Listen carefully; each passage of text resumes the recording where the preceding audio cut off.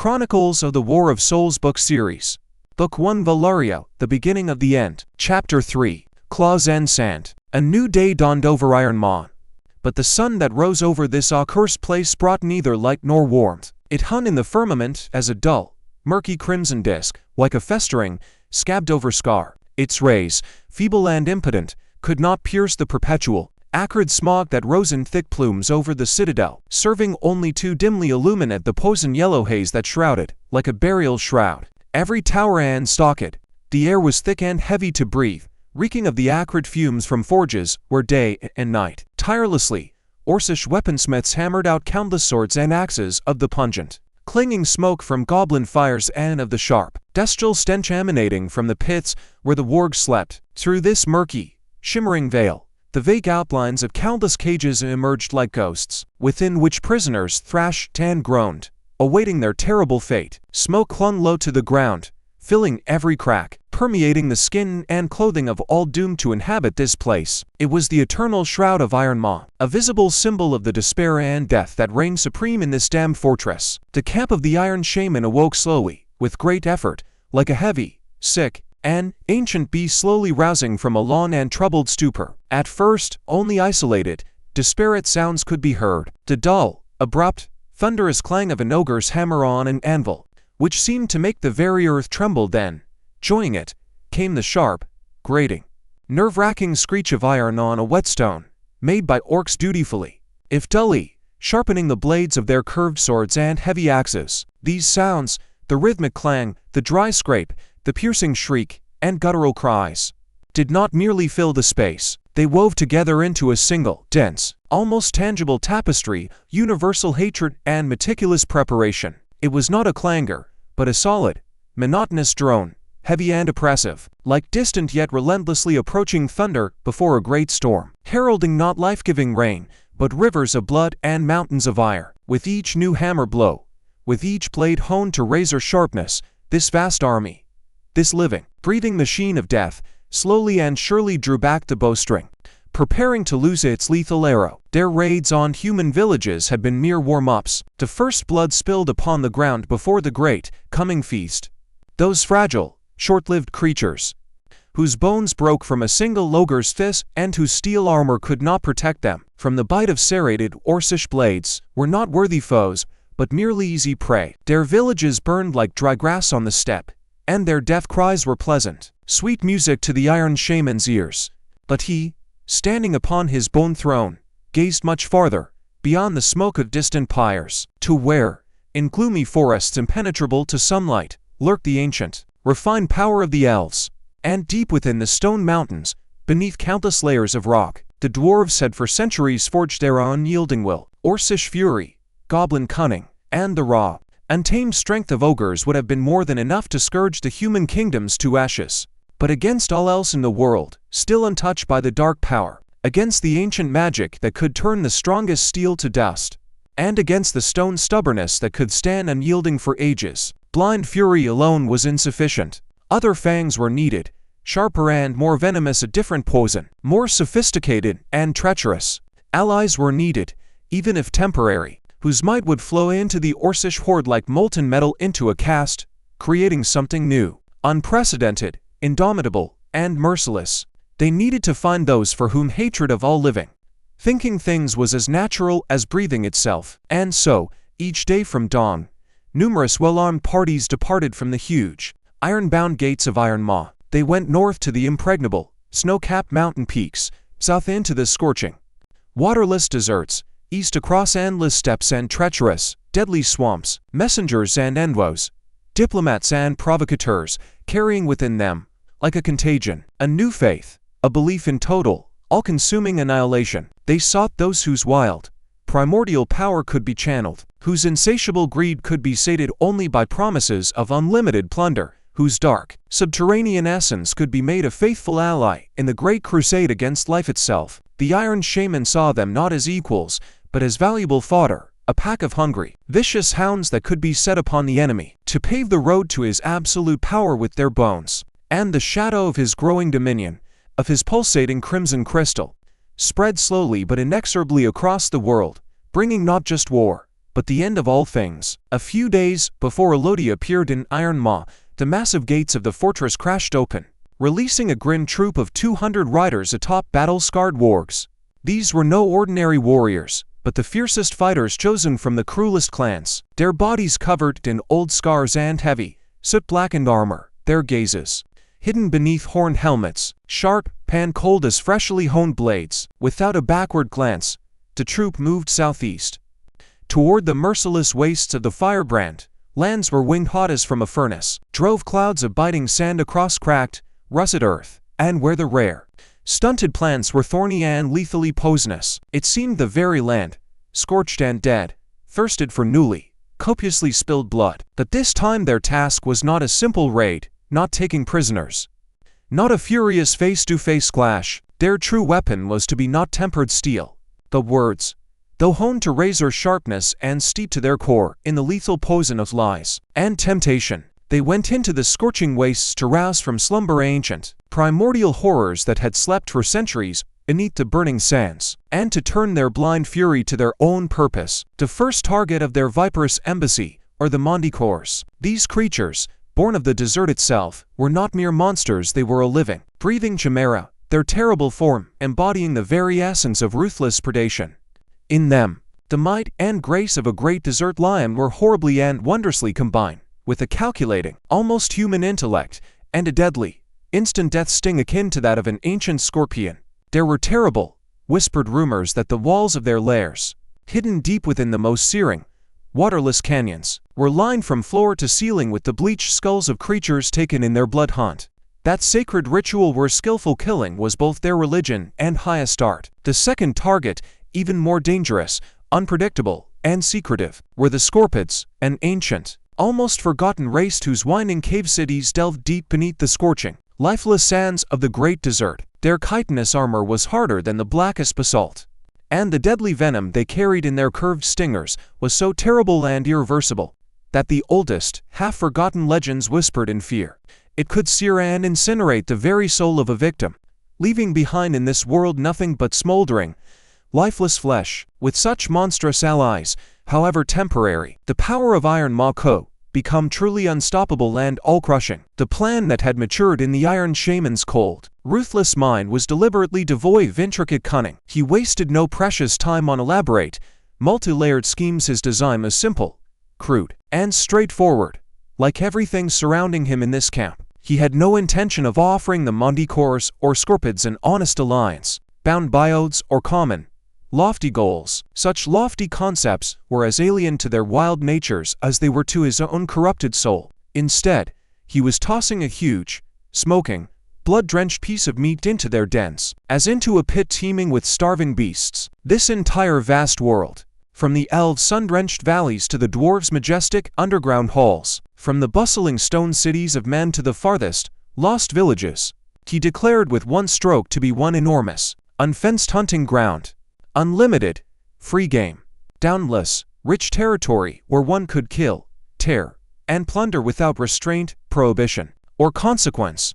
And in return, he demanded only one simple thing from them: their blind, unquestioning service, their mindless obedience, their primordial, blind fury, which his orcs, astride the backs of savage wargs, would direct toward chosen targets, like a sheepdog deftly herding helpless flocks to slaughter. He was not seeking allies or comrades.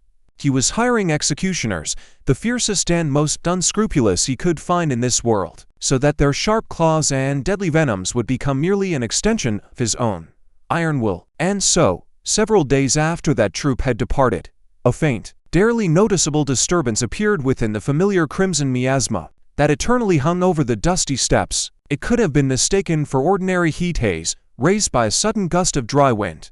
At first, no one in the vast camp paid any particular attention to what was appearing in the east. But this murkiness did not dissipate. On the contrary, it slowly, almost imperceptibly to the eye, began to swirl and thicken, darkening, gradually, as if emerging from the very air. Vague, indistinct outlines began to resolve from it, which soon turned into a small, dense formation of dark, relentlessly approaching specks heading for the main gates. The sentries on the high iron walls, who moments before had been lazily exchanging abrupt, Guttural phrases fell silent at once, and in their sudden silence lay more meaning than in any shout. Their hands, familiar and sure of their own accord, obeying ancient instinct, drew the strings of their heavy, deadly bows, knocking thick, blunt-tipped arrows.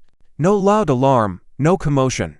Only the familiar, automatic battle readiness, quiet and all the more terrible that as the unclear riders drew nearer, step by step, the habitual, weary slow fell away from the sentries, replaced first by wary, intense attention, then by a cold, soul-numbing feeling for which the crude Orcish tongue had no suitable words, but which men in their villages would have called a heart-gripping premonition of inevitable disaster. Through the shimmering desert mirage, vague, wavering silhouettes began to emerge, and from the very start, everything about them was wrong, not orc-like. The rhythm of their movement was not lively, furious, and confident, but slow, almost hesitant, as if guided by an invisible, weary puppeteer.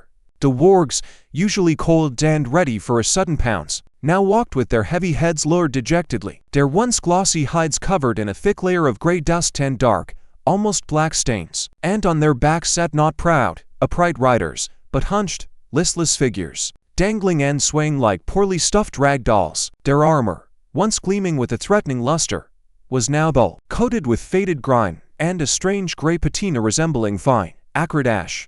This was not a triumphant, victorious return with plunder and good news. It was a procession of ghosts, a silent, ominous cavalcade slowly crawling from the very heart of the scorched desert. Of the 200 select, fiercest riders that had once left the camp to the deafening howls of wargs and loud clang of steel, only a pitiful few returned to the iron gates, not 24, but fewer, a tiny, wretched handful, strung out in a silent line before the very gates, and they were but a pale, ugly mockery of the grim, steel-clattering troop that had departed from here so recently, full of strength and fury. Their wargs, once mighty, well-fed, and full of life, now could barely lift their heavy, swollen paws. Ribs protruded clearly beneath matted, faded fur, and their flanks and backs were rent with terrible, and healed wounds crusted over with black, cracked scabs of dry blood and ingrained dust. Their heads were bowed low to the ground, and from their parched throats came not the familiar, growling snarls, but only a ragged, rasping, whistling breath like a death rattle. On the backs of these exhausted, half-dead beasts sat, or rather, helplessly dangled, their riders, once fierce and fearsome warriors, to proud bone and honor of Orcish clans. They now sat hunched, staring at the dusty earth with empty, unseeing eyes. Some were tied fast to their wargs' backs with thick straps, like soulless sacks, their bodies swinging limply, horribly in time with the unsteady gait. But even the few who could still sit unaided presented a truly pitiful and disheartening sight. Their armor, once meticulously polished to a sinister, matte gleam, was now twisted, dented, and shattered in the most unexpected places. Steel plates were scored with deep, strange scratches, thin and incredibly precise, as if worked over not by a blindly furious enemy, but by a meticulous, skillful metal carver using something unimaginably sharp, like claws honed to a razor's edge. One warrior, a mighty orc with a hewn, scar-covered shoulder, rode bent almost double, convulsively clutching a pitiful stump of his left hand to his bloody, bandaged side, tightly bound with a dirty scrap of cloth blackened with grime and blood. Another, a young orc whose face had not yet been marked by the scars of true maturity, sat with an unnaturally straight, rigid back. His gaze was fixed somewhere into the void ahead, and nothing reflected in his wide, extinguished pupils. From the very lobe of his ear to the point of his sharp chin, his pale, greenish cheek was crossed by a perfectly straight, thin, hairline fine mark, a fresh scar, so clear and neat it seemed left by a blade of incredible, almost unnatural sharpness. They slowly and laboriously passed into the shadow of the high palisade, and the deafening, familiar roar of forges, the screech of grindstones, and the guttural, furious cries gradually quieted around them, as if some invisible hand were slowly and relentlessly squeezing the throat of the entire vast camp. A hollow, ringing silence, heavy and oppressive like a leaden blanket, descended over all of Iron Maw. Orcs, goblins, and even the dull ogre silently parted, forming a narrow, mute corridor, and through it, as along a funeral road, this wretched, broken procession slowly crawled.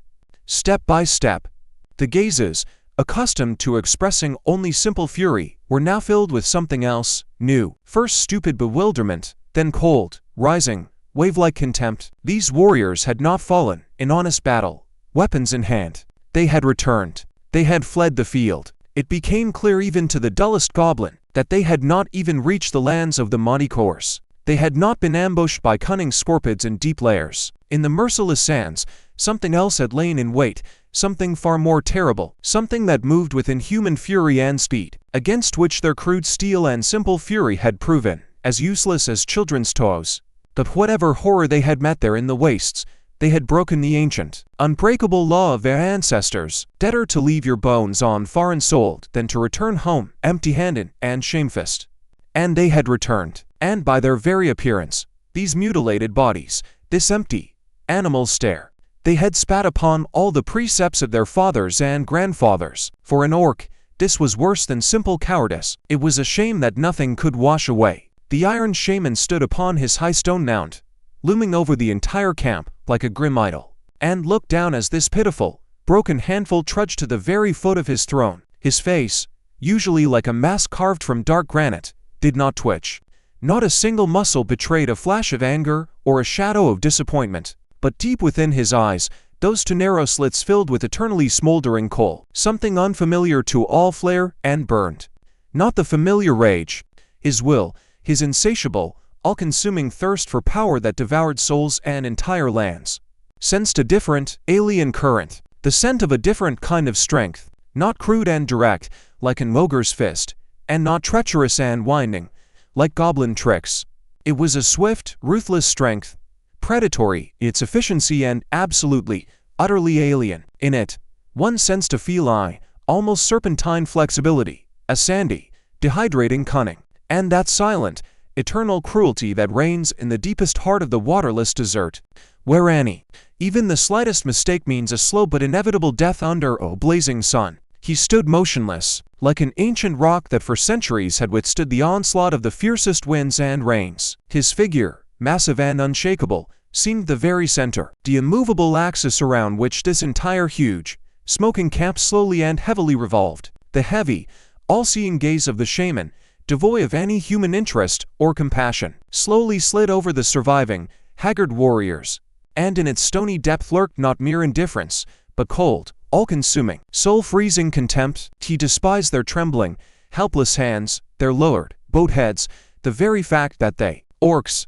had allowed themselves to be so mutilated and broken, allowed an alien will to crush theirs. His gaze lingered for a moment, with interest, on an old, grizzled orc whose scar-scribed face now bore a new, fresh wound, a deep, perfectly straight scar crossing cheek and high brow. But it was not the wound itself that drew the shaman's attention. It was the warrior's one remaining eye. It was clouded, as if veiled by a milky film, and utterly, profoundly empty. It stared into the space before him, but saw neither the high walls nor the kin standing nearby. It saw only the inner shadows forever etched in his memory, the fury and bottomless horror of that very battle that had taken half his face and, far more importantly, all his will to fight. You. The shaman pointed at him with the tip of his staff, and the dark crystal at its pinnacle immediately flared with a brief, crimson, insatiable flame. Come here. The shaman's voice was not loud, it did not roar, but it subdued. Even tone sent icy shivers even over the hardiest skin. He did not shout, did not demand. He spoke slowly, measuredly and clearly, and each word fell into the ringing silence like a heavy stone into a deep, bottomless well. The old orc, named Gorak, with difficulty, overcoming pain, leaning on the broken shaft of his spear, slowly lowered himself first to one knee, then the other. His wounded body ached and throbbed from unhealed injuries, but heavier than any physical pain was the burden lying upon his soul. He knew full well he had broken the ancient, unbreakable law of his ancestors. An honest death in battle was the highest honor, and flight was eternal, indelible shame. And now, only a swift death at the hand of the chieftain himself could wash away this shame and restore his honor. He did not beg for mercy, did not plead for his life. He merely silently awaited his sentence. The only thing that could restore his honor in the eyes of his kin and his forgotten, fierce gods. The Iron Shaman slowly, with solemn deliberation, brought his heavy staff to the head of the old, downcast orc. The cold, pulsating crimson crystal softly touched his temple, covered in sweat and dust. In that same instant, the bodies of both, the shaman and the warrior, tensed, shuddering, and their eyes rolled back, showing those around only the whites, horrifying and stark. The shaman's consciousness, powerful and all-consuming, slowly, like dark water, merged with the shattered memory of the old man, plunging into his recent past like a diver into the murky, silt-laden waters of a forest lake. Now he sat astride his mighty war, clearly feeling the tension of its powerful muscles playing with each step beneath him. Now the heavy, iron-bound gates of Iron Maw crashed shut behind his back with an ear-splitting din, and the last narrow crack through which the familiar courtyard of the citadel was still visible vanished forever. He now heard not only his own quickened breathing, but also the loud, confident voices of the other orcs marching alongside in the troop. Their talk, full of stupid confidence and crude, simple strength. "The Scorpids will join us as soon as they see our might," one rasped, gripping his axe handle.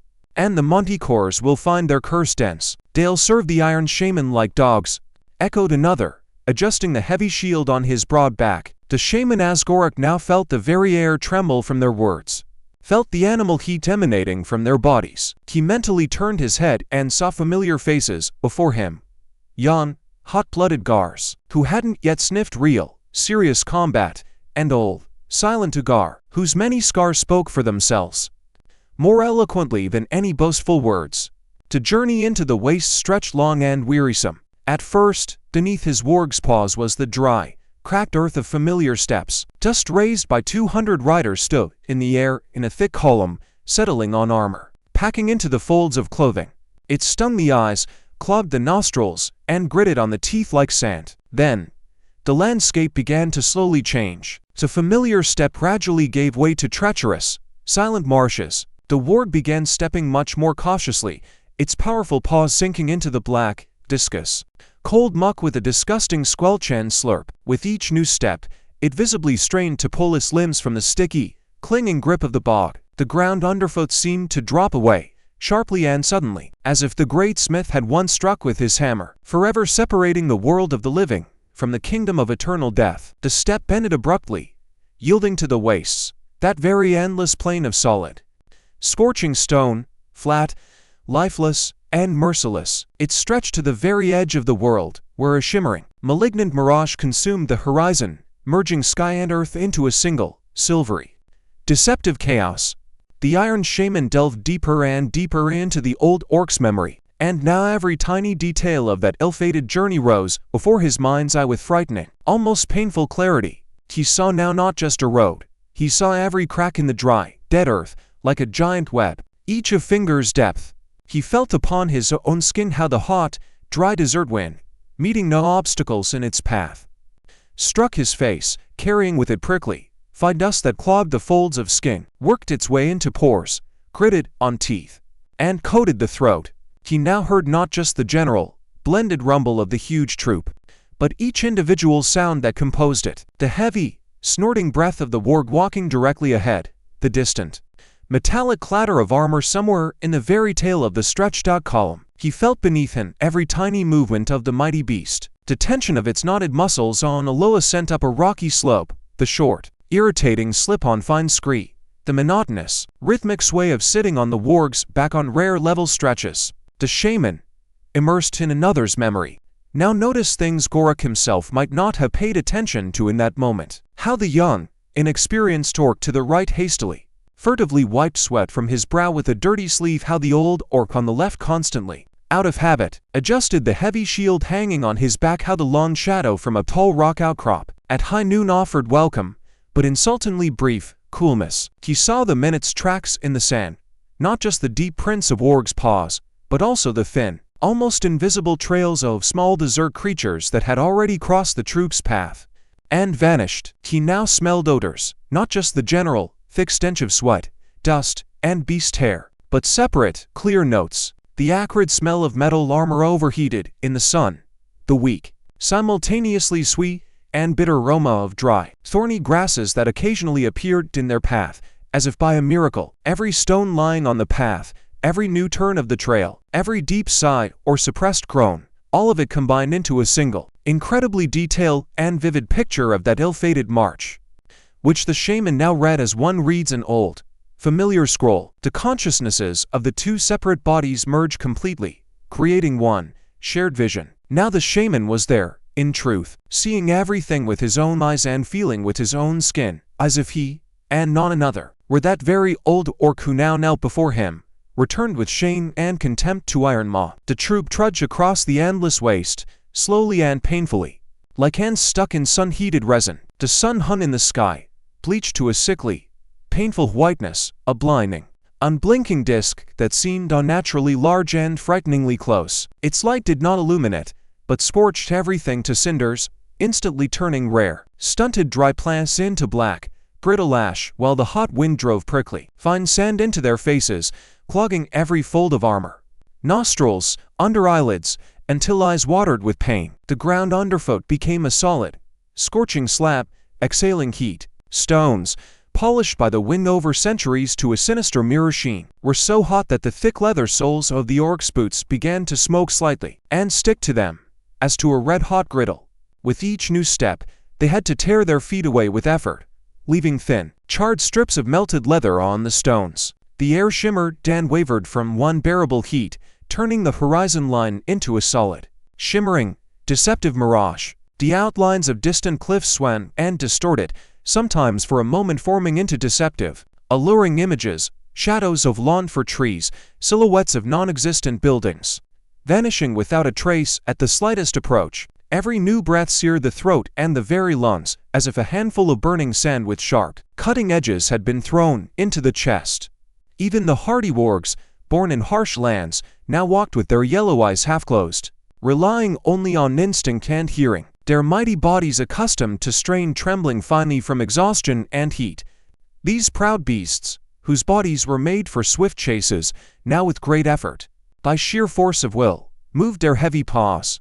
Their thick, warm fur, usually glossy and well-kept, was matted into dirty, coarse tangles, soaked with an acrid mixture of sweat and dust. Eyes that usually blazed with predatory fire in the night dark had dulled and filmed over, with a moist veil of suffering and torment. Swollen, cracked tongues hung limply from parched moss. Breath escaped in ragged, wheezing, interrupted gasps. On the red-hot stones, they left short-lived, pitiful traces, most prints of their paws, which hissed and vanished in puffs of steam as if they had never been. Their sharp claws, capable in battle of rending steel mail, now broke with a dry, clicking sound against the sharp edges of stones. But, gritting their teeth and overcoming pain, they, like their riders, continued stubbornly forward. And when the exhausted, enfeebled troop suddenly came upon that oasis, all military discipline crumbled in an instant, turned to dust. Thirst, real, animal thirst, completely eclipsed thoughts of caution. The orcs and their wargs rushed toward the life-giving water in a single, maddened surge. Like a herd of crazed animals, the wargs, with dull roars and foam at their mouths, threw themselves at the murky water, tearing clumps of fur and chunks of flesh from each other for the chance to take a few greedy gulps of the warm, stagnant liquid. Their mighty bodies, trembling with tension and fury, tangled into one boiling, fighting mass at the very water's edge. The orcs, not lagging behind their beasts, fell to their knees and greedily scooped water in handfuls, pouring it into their parched, swollen throats. Many, in a fit of blind despair, tore off their sun-heated, fiery armor, striving to immerse themselves entirely, to wash away the ingrained layers of dust and sweat that coated their bodies. Like a second, filthy skin, the water in the tiny oasis instantly clouded with mud stirred from the bottom. But this stopped no one and could not stop anyone. Retribution found them instantly, without warning, like a lightning strike on a clear day. As soon as the first orcs had immersed their parched bodies in the murky water, a veritable hail of death fell from the nearest, until then silent, dunes. A whole cloud of thin, whistling arrows, loosed by invisible, ghost-like archers, cut through the heated air with a sharp hiss. Those unfortunates standing waist-deep in the water were easy, almost stationary targets. Arrows with sharp heads thudded dully into unprotected backs and necks, knocking the stunned orcs off their feet. They fell into the water heavily and awkwardly, choking on the muck, and their dark, thick blood immediately spread in wide streams throughout the oasis, slowly staining it in dirty crimson tones. The wargs, sensing the nearness of certain death, froze in place in uncertainty, emitting a low, anxious growl. Several arrows lodged in their powerful, muscular bodies as well, making the beasts retreat from the coveted, now deadly water with pained roars. The water, which just a minute ago was to be their salvation, had in an instant become a death trap, poisoned by their own blood and collective fear.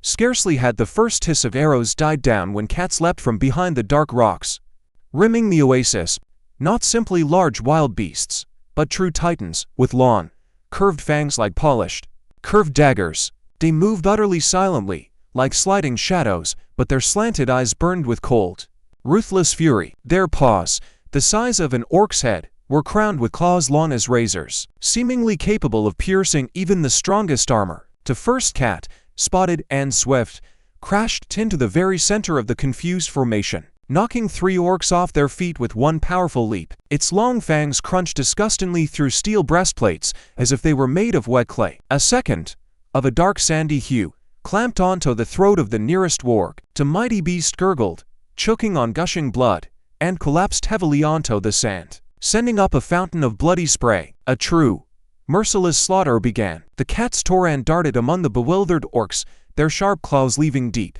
ragged wounds on bodies, and powerful bites crunching bone. The wargs, maddened by pain and sudden fear, tried to fight back, snapping and lunging at the predators, but the saber-toothed killers were remarkably fast, agile, and deadlier. They nimbly jumped onto the wargs' backs, sank claws into their fleshy flanks, severed tendons on legs. Complete chaos consumed the small oasis. A third cat, red with a torn ear, cleverly latched onto the back of an orc trying to raise his heavy shield. Her claws, like hardened steel mines, easily pierced the mail mesh, and the warrior fell face first into the water with a short, cut-off cry, staining it crimson around him. The warg snarled ferociously, maddened by the suddenness. One, a mighty gray beast with a scar across its muzzle, reared and struck the attacking cat with its full weight. A dull, bone-cracking blow resounded. The predator was flung aside but, staggering, immediately rose to its feet, shaking its bloodied muzzle. The orcs, recovering from the initial shock,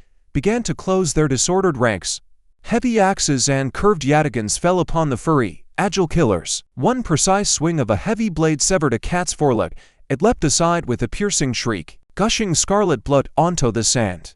But even maimed, it continued to snarl furiously, backing away behind the protective dunes. Yet with each new moment, the orc ranks thinned relentlessly. Arrows continued to rain from the heights like a steel downpour, unerringly finding their targets in this confusion. And then, at the very height of the carnage, they emerged from behind the crests of the sandy dunes. The Khajiit.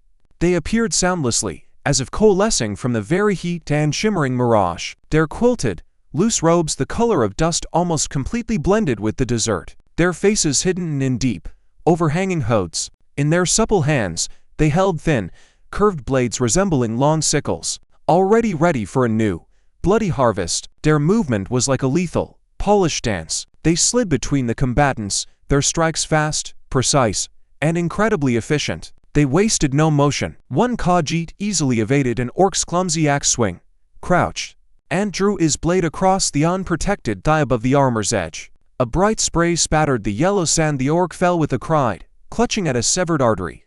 Another Khajiit, in a high leap, nimbly circled a warg. His blade flashed a lightning bolt in the sun and plunged deep into the beast's neck. The warg convulsed, dark, thick blood gushing from the narrow wound, mingling with the already muddied oasis water. A third acted even more cunningly and ruthlessly. He ducked under a sweeping axe blow and, spinning his full body, delivered to swift, snake-bite quick strikes, one to the armpit, the other to the throat. The orc choked on his own blood without even uttering a sound. The Khajiit worked in silence, without a single shout or emotion, like experienced, impassive butchers at a slaughterhouse. Their sharp blades unerringly found weak spots in armor, struck tendons, severed major arteries. They did not expend extra force. Each of their blows was lethal, precise, and final. Soon the water in the oasis became thick, almost black with blood and filth. The bodies of orcs and their wargs littered the sand round, while the Khajiit continued their silent, dreadful dance of death, moving as a single, coordinated mechanism, their actions refined to automatic perfection. One of them, tall and incredibly flexible, slipped behind the back of an orc, desperately fending off the blows of a saber-tooth's claws. Before the orc could understand or feel anything, a thin, needle-like blade entered beneath his skull, shattering the base. The orc's body went limp instantly, and the Khajiit, without slowing for a second, rolled under the belly of a warg looming over him, and with one movement slid it open. Entrails spilled onto the sand in a hot, steaming stream, emitting a nauseating, sweetish smell. Nearby, away from the main melee, another Khajiit demonstrated chilling, almost infernal skill in killing. He deftly caught in midair the muscular arm of an orc already swinging his heavy axe, and with one swift, precise motion severed the wrist as a gardener cuts a ripe fruit. The hand itself, fingers still convulsively clenching, flew aside, falling into the dust with a dull thud, followed by a hot, pulsing fountain of dark blood. Before the orc, maddened by unbearable pain, could utter a sound, a second, no less precise strike from the same blade silently cut his throat, aborting any possible scream in its infancy. Yet another cat warrior fought two opponents simultaneously, displaying cold-blooded calculation. Nimbly dodging a sweeping sword blow, he instantly pierced one orc's eye with his blade, and as that one froze in a silent, astonished scream, used his limp body as a living shield against the second. That same blade, passing clean through the first body, entered the second's chest with a wet, sloshing sound. Both orcs, impaled on one blade, collapsed heavily onto the bloodied sand. A warg, seizing its moment, sank its teeth into the back of another Khajiit, but that one, without turning and seemingly not even seeing the beast, struck it sharply in the throat with an elbow, forcing it to release its grip and disrupting its breath, and in the same spinning motion, threw a short, heavy dagger into the beast. The mortally wounded warg, snorting blood, thrashed in its death throes at his feet. The air in the oasis hummed and rang with death rattles, the clang of steel, and beastly roars. The Khajiit methodically, without haste, annihilated the once formidable troop, turning the resting place into a giant abattoir. Their movements were beautiful, polished, and horrible all at once. Each step, each swing of a blade brought new death inexorably. They were not angry, not hurried, felt neither wrath nor excitement. They simply performed their dark work with the cold efficiency of experienced craftsmen. The remaining orcs and their faithful wargs, gathering their last strength and will, launched a furious, desperate counterattack.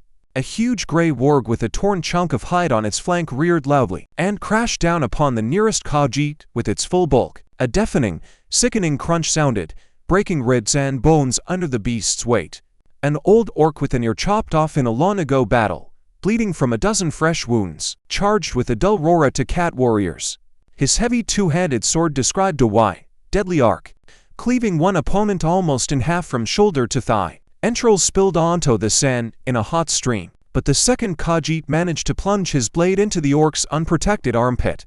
The orc, ignoring the mortal wound, seized the enemy by the throat with his powerful hands and crushed his neck with a crunch. But then, receiving 4 arrows in the back, one of which exited through his eye socket, the mighty orc fell dead without a sound. A group of 3 orcs, covering themselves with shields, made their last attack. They momentarily crushed a small formation of Khajiit, working their axes with the desperation of the doomed. One of them, receiving a terrible blow to the stomach, continued chopping until his own entrails tangled around his legs.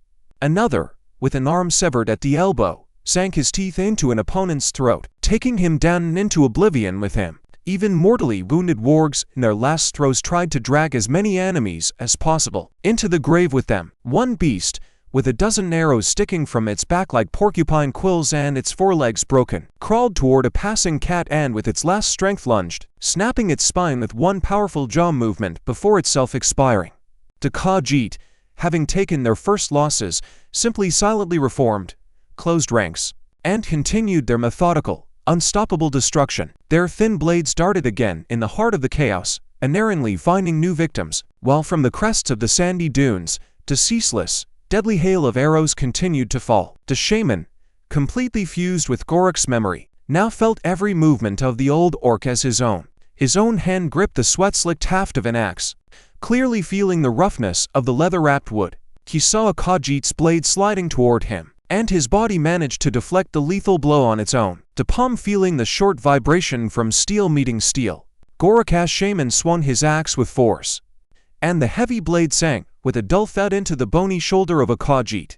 The crunch of breaking bone echoed in his own palm. He felt the hot, almost boiling blood spray onto his face, tasted its salty, metallic tang on his lips. A spotted saber-tooth leapt at him from a cloud of dust. The shaman instinctively dodged with his whole body, feeling with his skin how the air was sliced by razor-sharp claws, barely missing him. He managed a short riposte, and the axe sank into the beast's haunch with a dull, squelching sound. A wild, piercing roar from the wounded cat momentarily deafened him. An arrow flew a centimeter from his temple. He heard its thin whistle and felt the slight breeze from its flight stir his matted hair. His own heart pounded wildly in his chest, his breathing ragged and broken. Every muscle in his body was tense to the limit, trembling. He saw a young orc beside him suddenly fall, clutching at an arrow protruding from his throat.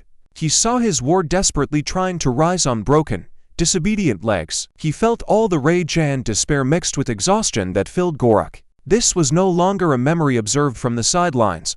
It was full, acute experience. As if he himself now stood in the very center of this bloody hell. The battle at the oasis reached its bloody, chaotic climax. A half-blinded warg with a torn muzzle ferociously, savagely, clamped onto the throat of a saber-tooth attacking it, flooding the sand around itself with bubbling foam. A wounded orc, one hand pressing his spilling entrails to his stomach, the other blindly hacking with a curved yataghan, severed the limbs of Khajiit rushing at him. The air above the oasis hummed and sang with countless deadly arrows, ceaselessly flying from the crests of high dunes. One of them, thin and relentless, pierced clean through the eye of an orc just trying to get to his feet after being knocked down by a mighty saber-toothed predator. He collapsed back to his knees, spending several more seconds convulsively and futilely trying to pull the protruding shaft from his shattered eye socket, then went still. By the water, now thick and crimson, a true, embodied hell unfolded. To Khajiit with curved swords in both hands, moving in perfect, almost dance-like synchrony, dispatched 3 orcs. The first, distracting blows deftly parried shields and weapons, while the subsequent, lightning-fast ones delivered silent death wounds to the neck or armpits. Their curved, crescent-like blades flashed in the slanting rays of the setting sun, tracing short, sinister arcs in the air. The Khajiit methodically, unhurriedly, tightened the ring of encirclement, their silent, dust-shrouded figures appearing here and there, as if born of the desert itself, conjured from heat and sand. Each of their blows was measured, precise, and terrifyingly economical. A quick motion, and a slit throat, a short thrust, and the blade enter under the armpit. Straight to the heart, a lightning jab, the point piercing an eye socket. The oasis of 3 stones, recently the lawn for salvation for weary travelers, had become a giant, gaping mass grave, where a disgusting cocktail of blood, sand, and shreds of flesh from hundreds of creatures had mixed. The remaining orcs and their faithful wargs huddled in a last, pitiful semblance of formation at the very water's edge. They no longer counterattacked, only defended, desperately and crudely, losing the last drops of strength with each passing moment. An old orc with a broken collarbone was taken in a pincer by 2 Khajiit, while one distracted him with intricate movements of his blade, forcing him to raise his axe to defend. The second ducked under his arm, and with one sharp movement slit him open from groin to sternum. The orc fell to his knees, vainly trying with both hands to hold his intestines spilling onto the sand, until the first Khajiit beheaded him with one clean stroke. A young warg, blinded by an arrow stuck in its eye, thrashed in panic in a circle, stumbling over heaps of corpses. A spotted cat, biding its time, leapt and clamped onto its throat, its fangs crushing the windpipe. The beast choked on its own blood and for a long time, weakly and pitifully, convulsed in its death throes before finally stilling, its muzzle buried in a sticky puddle of mud. An orc with a broken leg tried to crawl under the cover of the dunes, but another arrow from the dunes pierced his neck clean through. He died instantly, face buried in the hot sand, his warm blood slowly, unhurriedly, soaking the sand beneath him. The Khajiit no longer hid. They calmly, unhurriedly, walked among the dying and wounded, methodically finishing them with short, precise blows to the back of the head or straight to the heart. Their movements were rehearsed to automaticity, devoid of all malice, all fury. It was simply lethal, mundane work that needed to be completed. Gorak and a handful of the toughest, wounded orcs continued to resist desperately, fighting back to back, forming a last living circle. But with each new moment, with each fallen comrade, this circle thinned inexorably. A wounded warg, earlier slashed in the side, with a last, rasping roar, clamped onto the throat of an attacking saber-tooth, but was immediately felled by 2 arrows plunging into its neck. When the last orc, choking on blood, fell, the Khajiit, without uttering a single sound, unhurriedly began to retreat deeper into the desert. Their silhouettes began to dissolve in the thickening evening twilight, like ghosts, melting into the shimmering, silvery mirage of the wastes until they vanished completely. Gorak regained consciousness only when the sun was already touching the crimson edge of the distant horizon. An overwhelming, oppressive silence stood in his ears, broken only by rare, gurgling death rattles.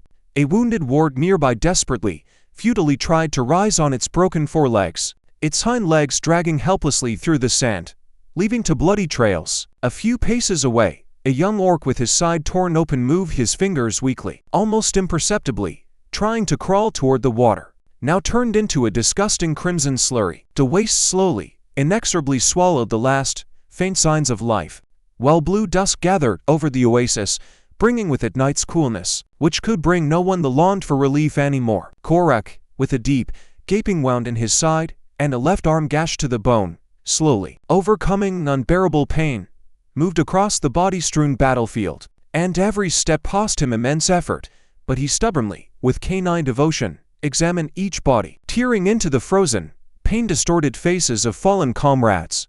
Through the fog of his own pain, he found others still alive but doomed. That very young orc with a torn-open ribcage, who wheezed, choking on his own blood, a warg with its throat ripped out, convulsing and horribly thrashing in its final agony. With his axe picked up from the bloodied sand nearby, he performed his heavy, last duty, ending the unbearable suffering of those whom nothing could help anymore. Each such blow echoed with dull pain in his own wounds, but he continued his sad march until the last pitiful moan died in the evening silence that had fallen. Those few who could still somehow stay on their feet, an orc with a severed hand, a warg with a deep but not fatal shoulder wound. Such survivors, after his inspection, numbered no more than 20. Gorak lifted them, supported them, helped them stand. Staggering, they silently joined the slowly growing group of wretches destined for the long, agonizing, and shameful journey back to the now hated Iron Maw. The Khajiit, as befitted such masters of stealth, had left behind absolutely nothing.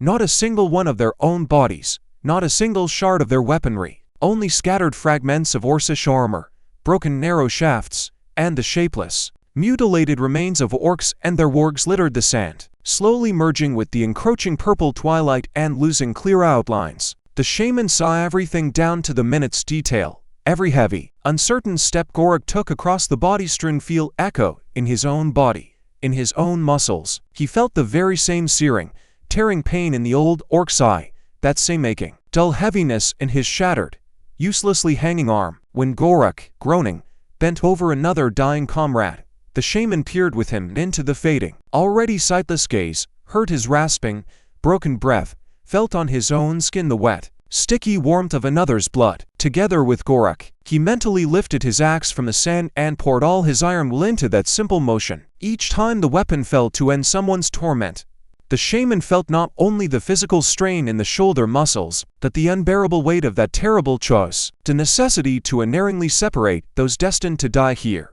and now from the few who could still, overcoming pain, survive Van walk. He felt the faint, barely smoldering spark of hope when Gorak, gritting his teeth, helped the sturdiest wounded to their feet, those still capable of standing upright, saw them, swaying and limping, overcoming piercing pain with every movement, silently join a wretched, slowly growing group of survivors. And just as acutely as the old orc himself, the shaman felt the yawning, unnatural void left by the Khajiit.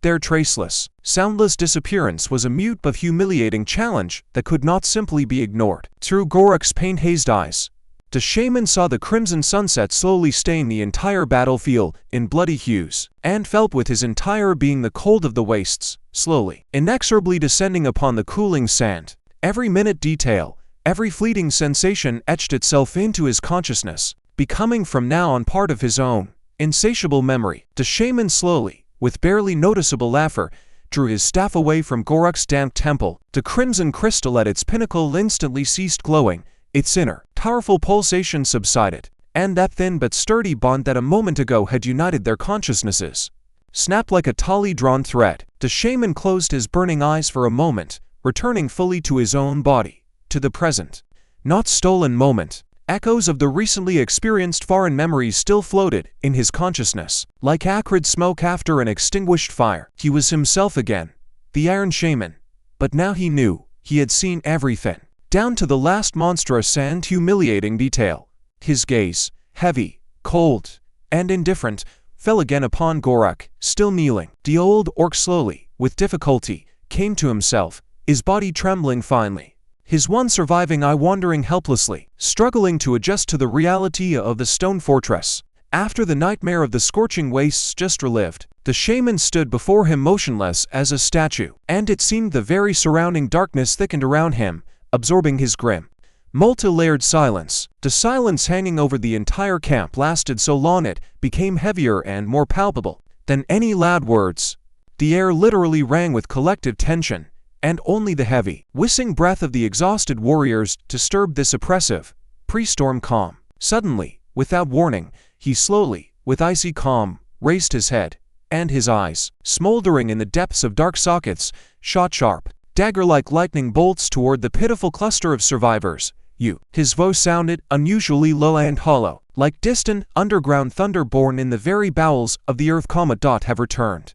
He took one leisurely step forward, and the ground beneath his heavy boots instantly blackened and charred, as if scorched by invisible, hellish flame. Since time immemorial, since our fathers first raised the hammer, our law has been clear and simple. Defeat in battle, shameful flight, is redeemed by but one coin, death. A warrior who has lost his honor finds solace and forgiveness only in the cold embrace of eternal peace. Each of his words fell into the ringing silence like a heavy, polished cobblestone, weighing upon the bowed shoulders of the orcs standing before him. They knew perfectly well, understood with every cell of their bodies, that the next phrase to leave the shaman's lips would determine their fate once and for all. Either instant death here and now, or a long, agonizing atonement that might be worse than death itself. He slowly, with the air of a supreme judge, walked along the ragged line of survivors, his heavy, all-seeing gaze sliding over their exhausted, grime and blood-smeared faces, absorbing like a sponge every detail of their physical and spiritual humiliation. "Did you drink from that oasis?" His voice suddenly sharpened, ringing like newly bared steel. "Was the water enough to slake your bodily thirst, but not enough to wash this stench of shame from you?" He stopped directly in front of the youngest orc, whose unscarred face was now twisted not so much by physical pain as by all-consuming animal shame. "Your scars," uttered the shaman, his voice cold as steel on a winter night, "should speak of valor, of battles where you stood your ground. Now they will speak only of dishonor." The shaman slowly passed his ironclad hand through the air before the young orc's very face, as if applying an invisible mark. "Kin will point at you and whisper by the fires, 'There is the one who chose a breath of shameful air over eternal honor.'" Turning sharply to all those gathered, to this entire wretched handful of survivors, the shaman uttered words that sounded not like a speech, but like an immutable sentence carved onto tablets. "Death in battle is the sole blessing of our fierce gods. Flight from the field of battle is eternal defilement of all ancestral laws." He waved his heavy hand, and at this silent signal, two huge, scar-covered orcs emerged from the gathering darkness behind him. "Our law is older than these very mountains." The shaman's voice suddenly became measured, hollow, and monotonous, like a funeral prayer read over a fresh grave. "An orc who has survived dishonor, who has tasted shame, cannot and must not remain among the living." He made an artificial pause, and in the ensuing silence came the next words, "But this time, I shall be merciful." These unexpected words hung in the stifling air, thick with collective fear and despair. The shaman slowly swept his heavy gaze over the orcs standing before him, seeing a faint, ghostly flicker of hope flare in their extinguished eyes, like a candle flame in a draught. "I shall grant you a swift, clean death, not on the shameful gallows for thieves, not on the sacrificial altar for cowards. You shall fall by sharp weapons, as befits warriors, however disgraced. This is my final mercy to you." He made another pause, letting each of them fully grasp the weight and inevitability of these words. The shaman stepped back, making way for the approaching orcs.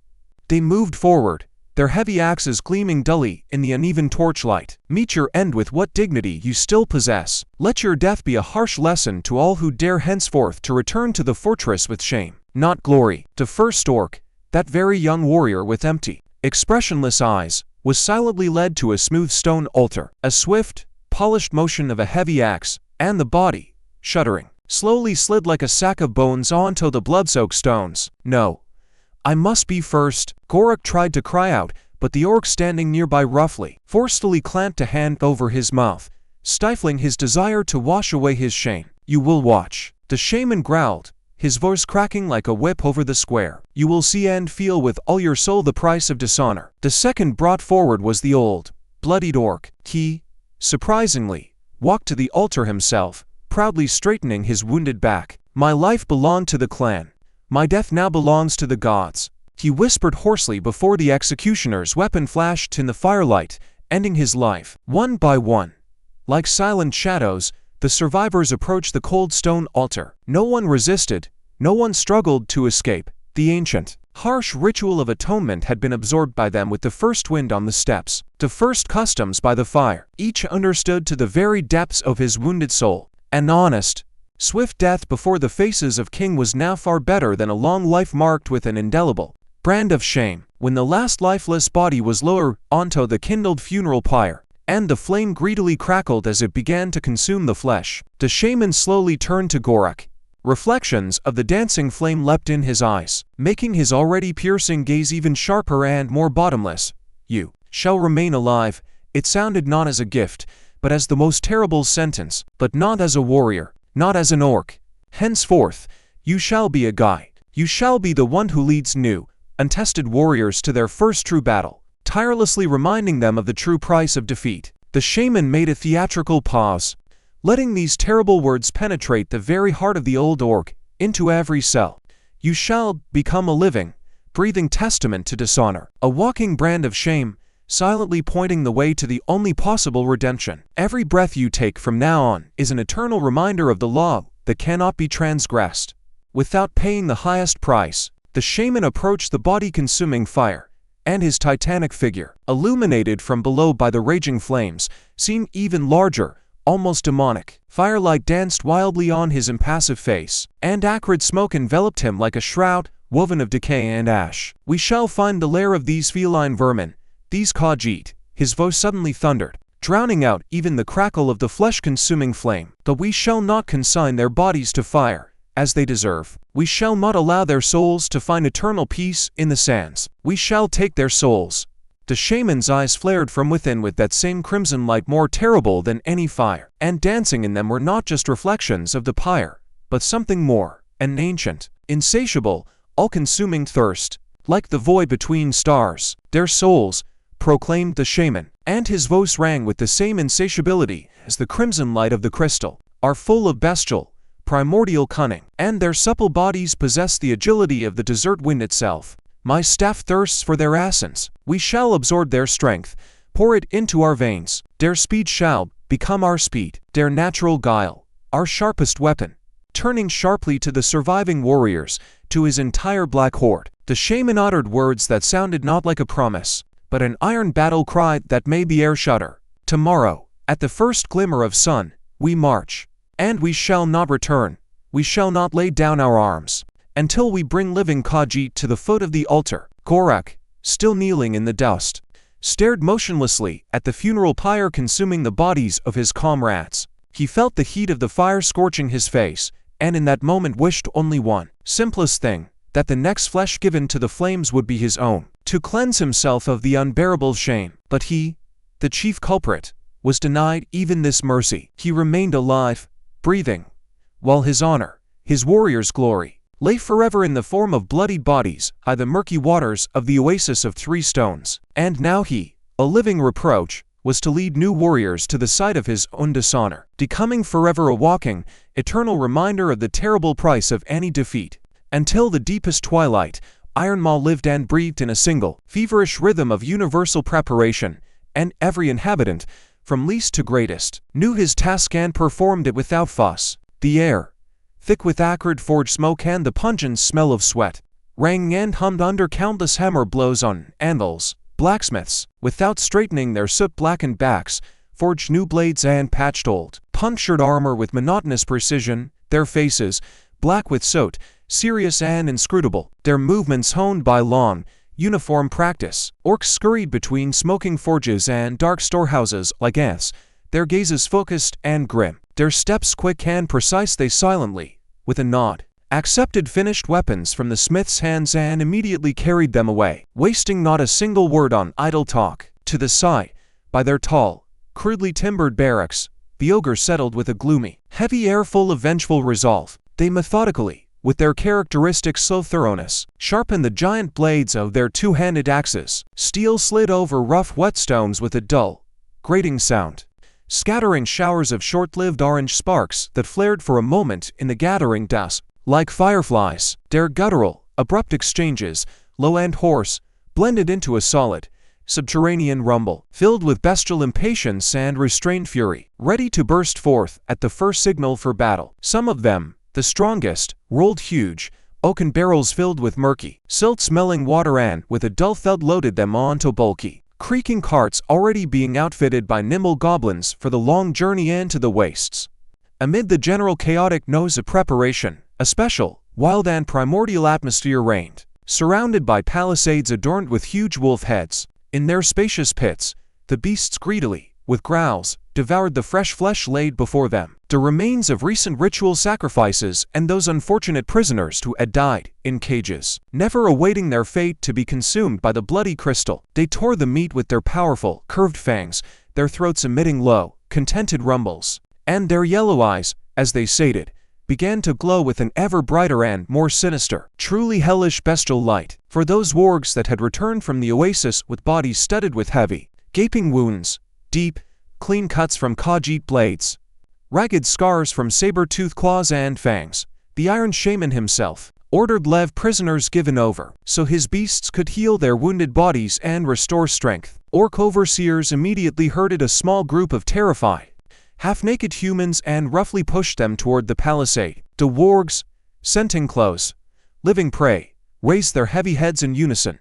In their eyes, dulled by pain and fatigue, a familiar, predatory, hungry spark flared. The first of them, with a deep scar across his whole haunch, clumsily, limping on a paw, approached a young, scrawny lad trying to crawl backward. A short cry, full of absolute horror, sounded as the beast sank its fangs into his shoulder and jerked its head sharply, tearing the arm clean off. Bone crunched like a dry branch.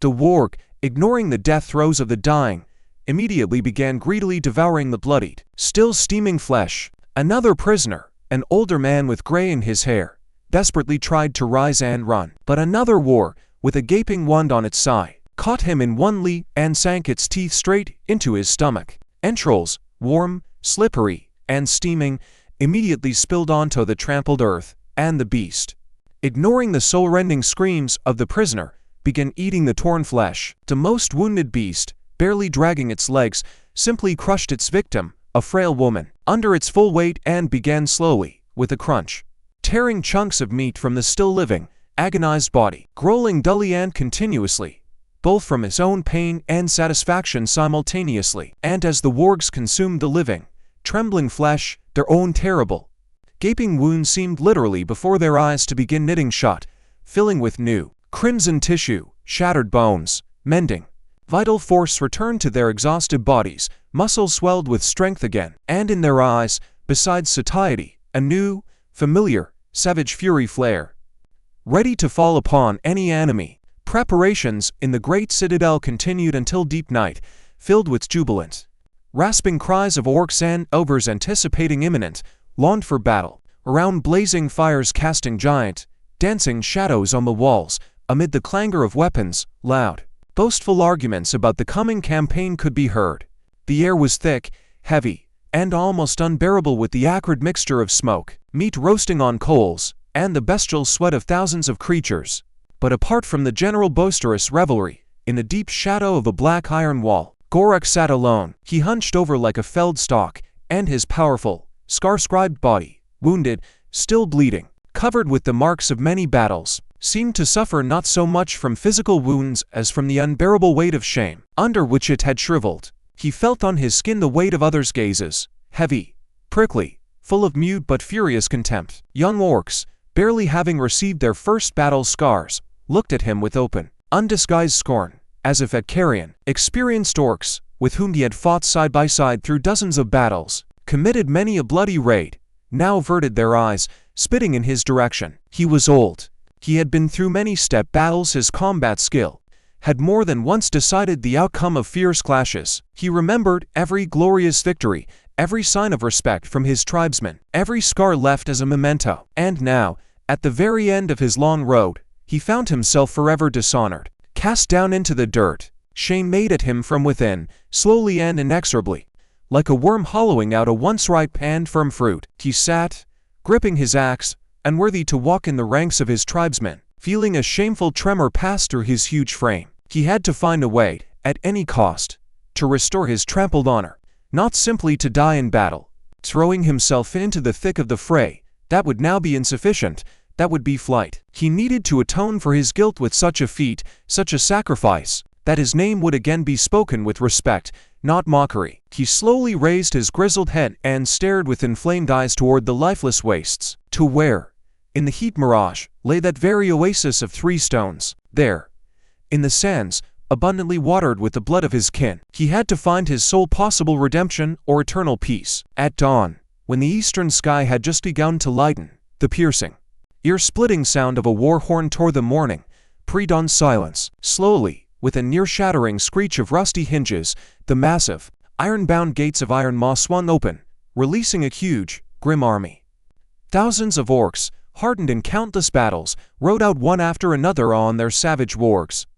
Not a single young, untested warrior was among them, only gray hair, scar-covered fighters, whose bodies were living maps of past battles, and eyes, faded with time, held cold, joyless wisdom and knowledge of death. The earth shuddered and rumbled under the heavy, measured tread of dozens of ogres, laboriously dragging huge, creaking supply wagons behind them. Wooden axles groaned and cracked under the unbearable weight of oaken water barrels and enormous sacks of provisions. Each ogre, besides this, carried his own huge, terrible weapon on his mighty shoulder, 2-handed hammers and axes capable of shattering stone walls alone. At the very front, proudly astride a titanic warg, loomed the grim, implacable figure of the Iron Shaman.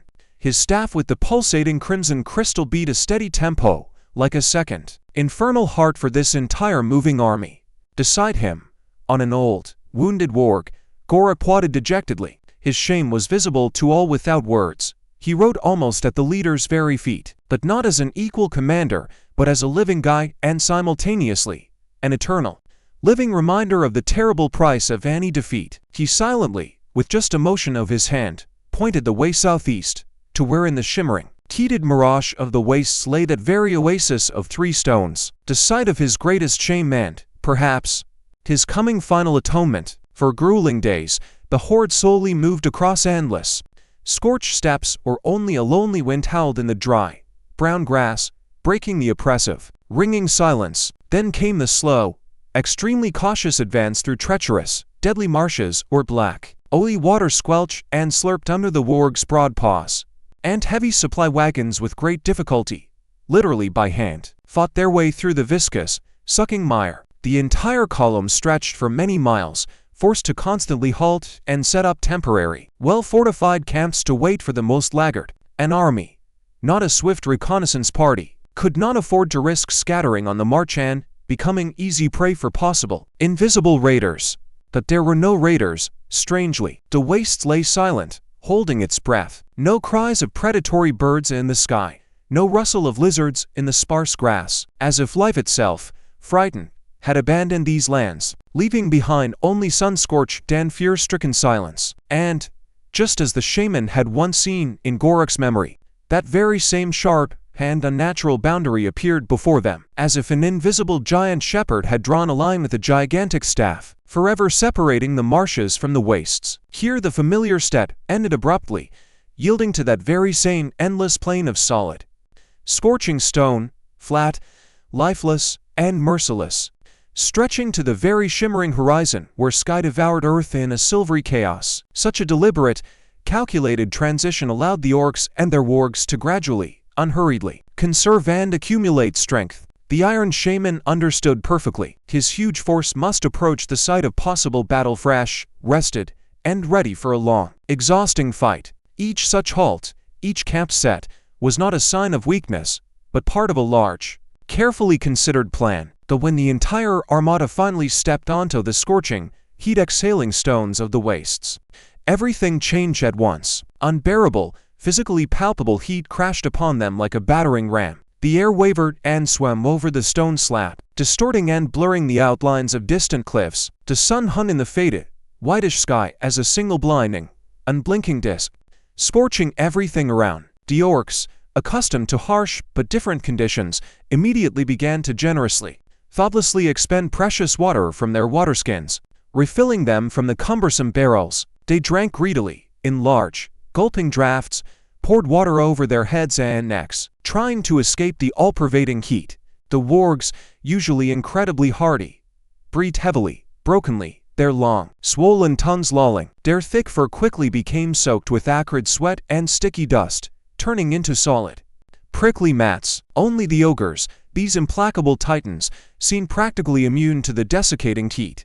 They continued to pull their heavy, creaking wagons with undiminished strength, their powerful, knotted muscles rolling smoothly under skin thick as tan leather. Only occasionally, with stony calm, did they lift enormous, cracked waterskins to their huge, parched lips, taking a few stingy, measured swallows, while the orcs behind them were already emptying their second, even third flasks, spilling the precious liquid onto the burning sand. The shaman, observing this picture from the height of his warg, understood perfectly. Ahead lay a severe trial that would demand from every warrior all his strength, and it was impermissible, unthinkable to repeat the rash mistakes of the past, which had cost an entire troop its life. Gorak moved in complete, oppressive silence, his hunched figure the embodiment of suppressed, trampled dignity. Only occasionally did he break this heavy, wordless muteness to point with a short, abrupt gesture of his intact right hand at some notable spot by the very trail, a dried-up, twisted skeleton tree, a lone dark stone,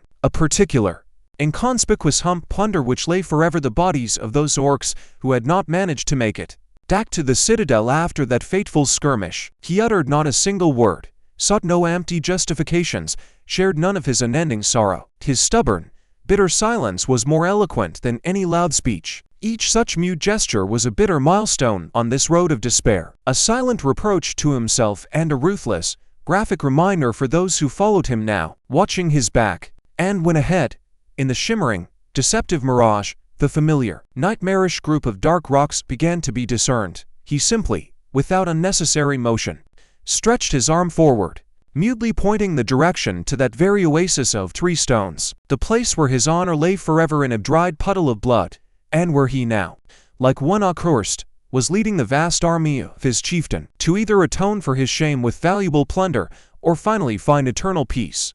Toward the very end of the day, on the horizon, in the crimson reflections of sunset, appeared those very same, painfully familiar outlines of the 3 rocks.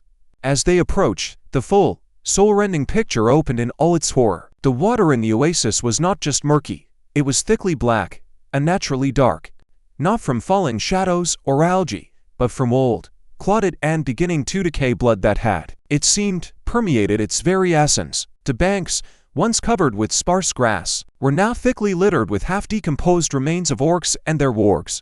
Left untouched after that first battle, a terrible, unbearable stench struck their nostrils even hundreds of paces away, a heavy, sweetish rotten smell of decomposing flesh mixed with the acrid, familiar iron tang of blood. The bodies, left under the blazing sun of the wastes for many days, were in a horrifying, indescribable state. Some had been gnawed by desert scavengers down to bleached bones, others, having rolled into the shade of the rocks, had swollen unnaturally and blackened, their skin split in several places, exposing a maggot-infested interior. Here, in this place, there was not a hint of life, only all-consuming death, quiet decay, and oppressive, absolute silence, broken only by the monotonous, nagging buzz of fat flies swarming over the feast. The oasis of 3 stones, this giant, unburied mass grave, was precisely the place where the Iron Shaman intended to meet his elusive enemy. He saw in this choice not only dry strategic benefit of position, but also a deep, grim symbolism.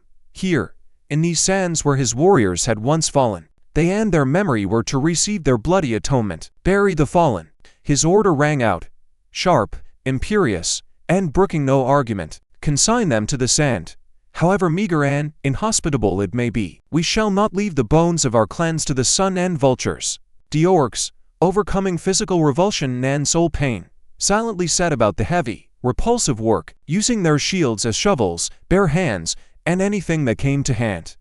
They began digging shallow but wide graves in the shifting, crumbling sand. A continuous moan hung in the stifled air, from heartache and from physical effort, mingled with the unbearable, clinging stench of decay. Bodies, partly gnawed beyond recognition, partly swollen and blackened, or with difficulty, with a squelching sound, separated from the sand deeply saturated with black, viscous blood, while some, gritting their teeth, buried their former comrades, others, by the shaman's brief order, hastily and without fuss prepared positions for a circular defense. The ogres, paying no attention to the stench, with dull determination drove their massive, iron-bound shields into the sand, creating an improvised but formidable palisade. Orcs dispersed among the low dunes and at the foot of the rocks, on the move checking the strings of their longbows and preparing a large supply of arrows. Close at hand, the wargs, sensing the familiar smell of death and tension in the air, shifted restlessly from paw to paw and growled dully, their eyes burning with wary and furious readiness. The shaman himself stood motionless on a small rocky rise,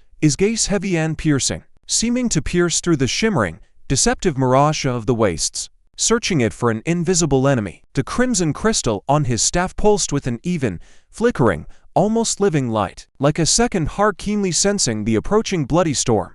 In his straight, unbending posture there was not a shadow of doubt or fear, only cold, razor-sharp confidence in his own strength and his victory. Thus, the desert wind, hot and dry like the breath of death itself, howled over the closed ranks of orcs, stirring tatters of dirty woolen cloaks and making small pebbles roll across the parched, cracked earth.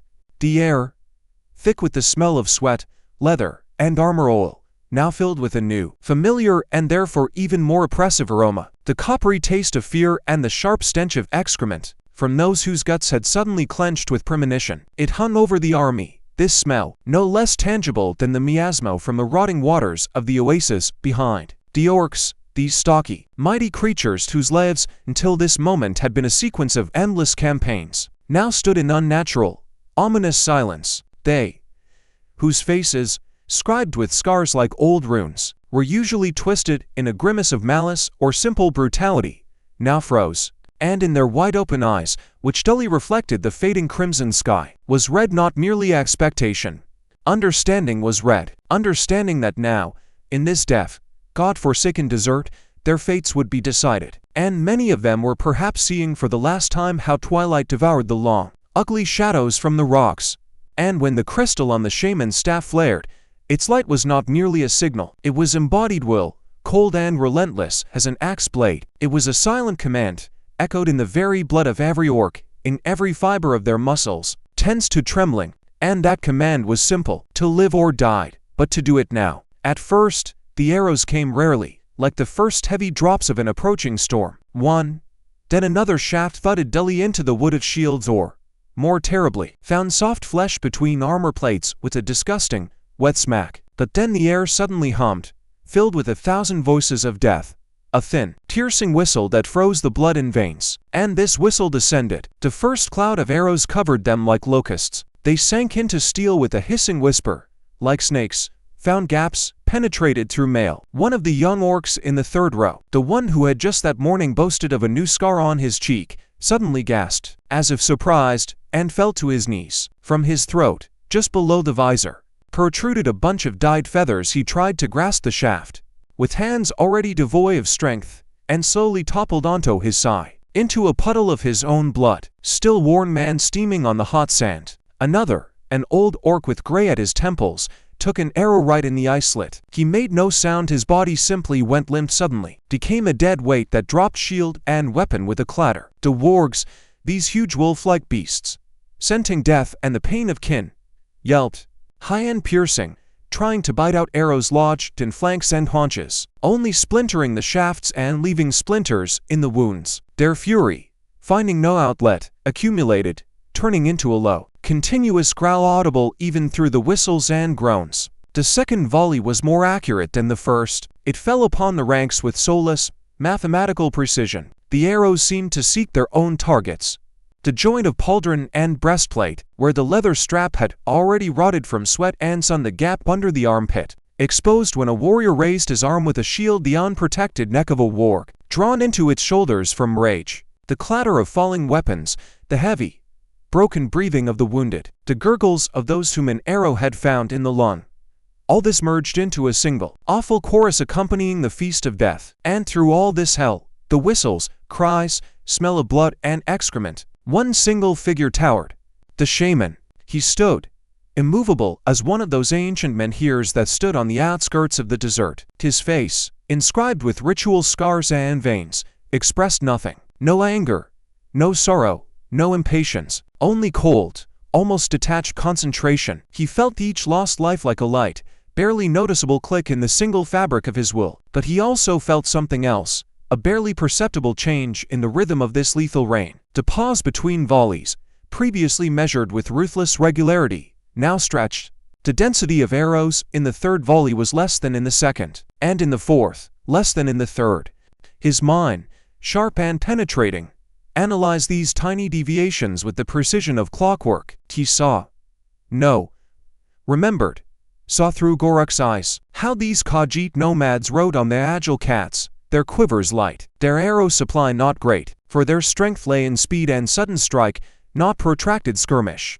Every arrow they loosed was a step toward the moment he awaited, and when that very same, ringing, unnaturally long pause arrived, in which only the wind and death rattles could be heard, he knew the moment of truth had come. And then the shaman's staff flared, not with an alarming, but with a furious, crimson light, the color of clotted blood and ancient wrath. The light struck the eyes, cast long, ugly shadows from rocks and bodies, illuminated the rage-bared faces of orcs.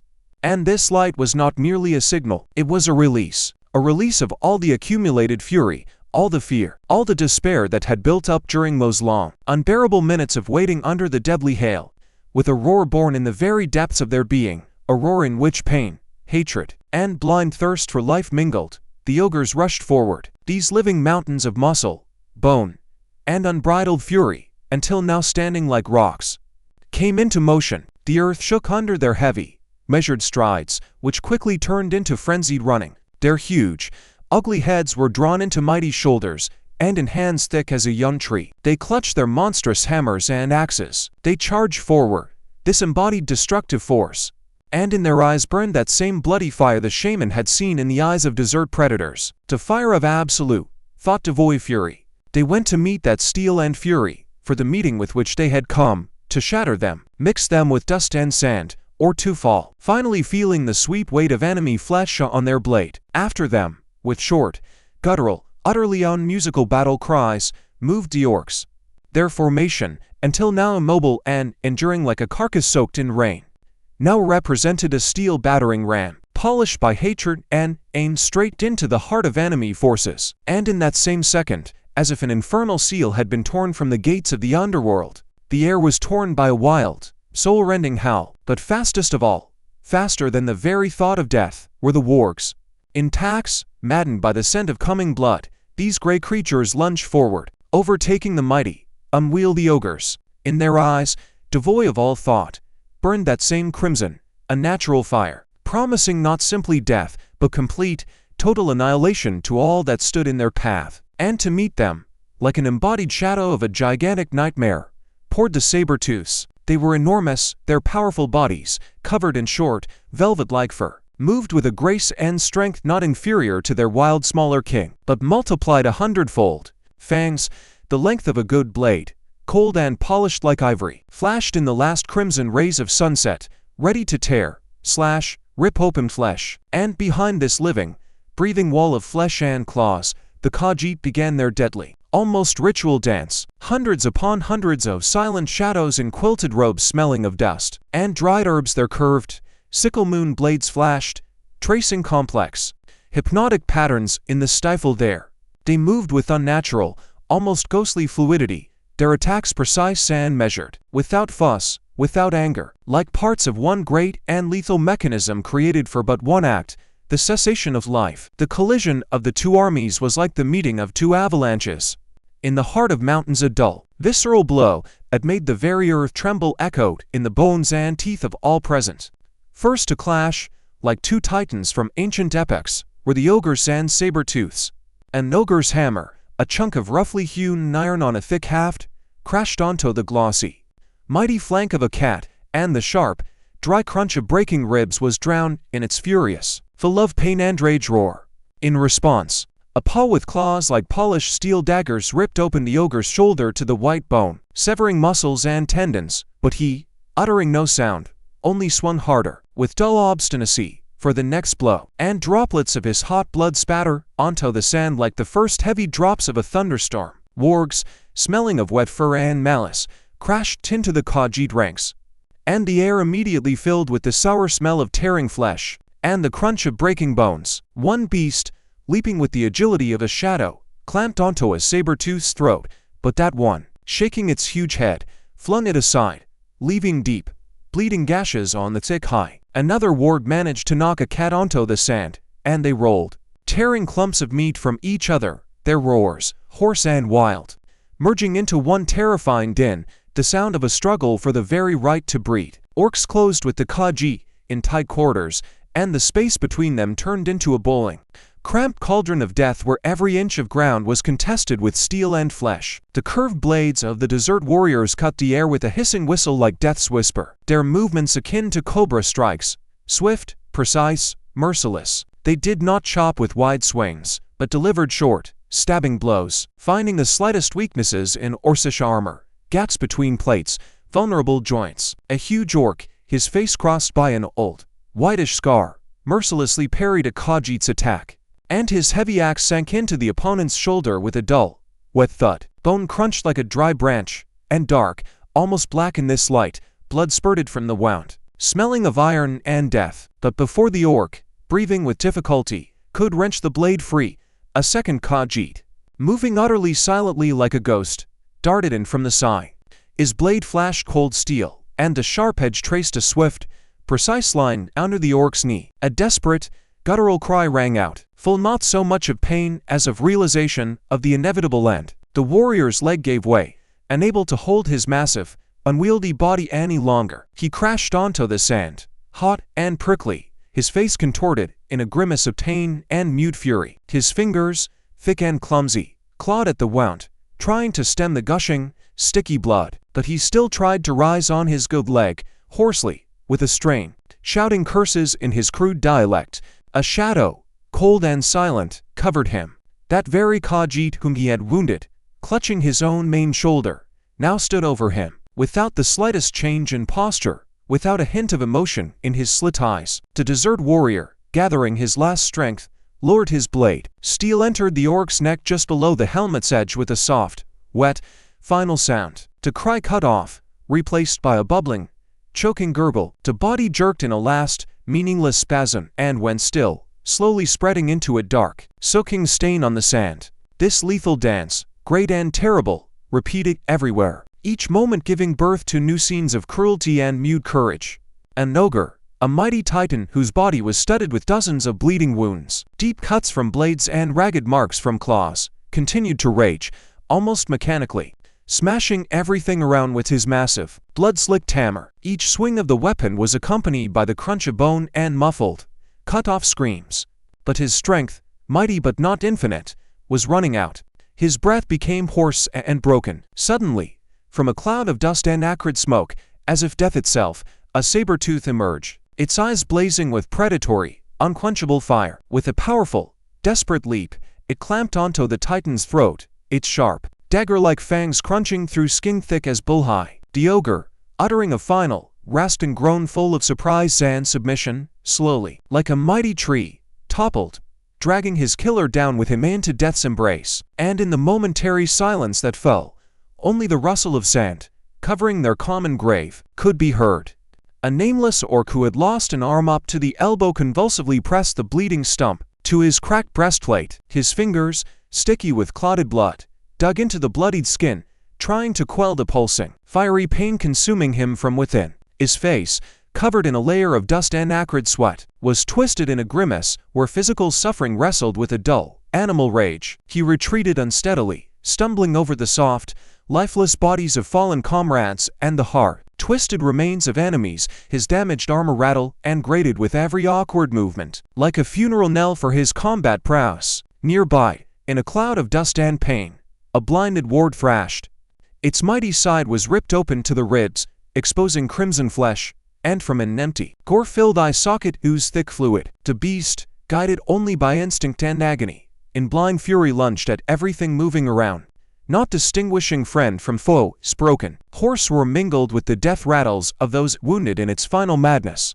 The air over the battlefield hummed like a giant, ravaged hive, filled with a deafening cacophony of sounds, each speaking of suffering and demise. The bubbling gurgles of the dying, the guttural, furious battle cries of orcs, the thin, whistling sound of air sliced by Khajiit blades, the deep, earth-shaking roar of saber-tooths, and the dull, metallic clangs of weapons on armor, reminiscent of hammer blows on an anvil. The sand underfoot, saturated with blood and entrails, turned into a sticky, crimson mud in which boots stuck and paws slipped. Over all this hung a heavy, nauseating smell, an unrelenting mixture of the coppery taste of blood, the sweetish, rotting reek of torn guts, the acrid stench of sweat, and the choking dust raised by thousands of feet in this infernal dance. Everywhere, as far as the eye could see, fierce clashes boiled, each a separate drama of life and death. Two orcs, standing back to back, fended off three Khajiit, their heavy axes and wooden shields deftly, with dull thuds, parrying the blows of curved,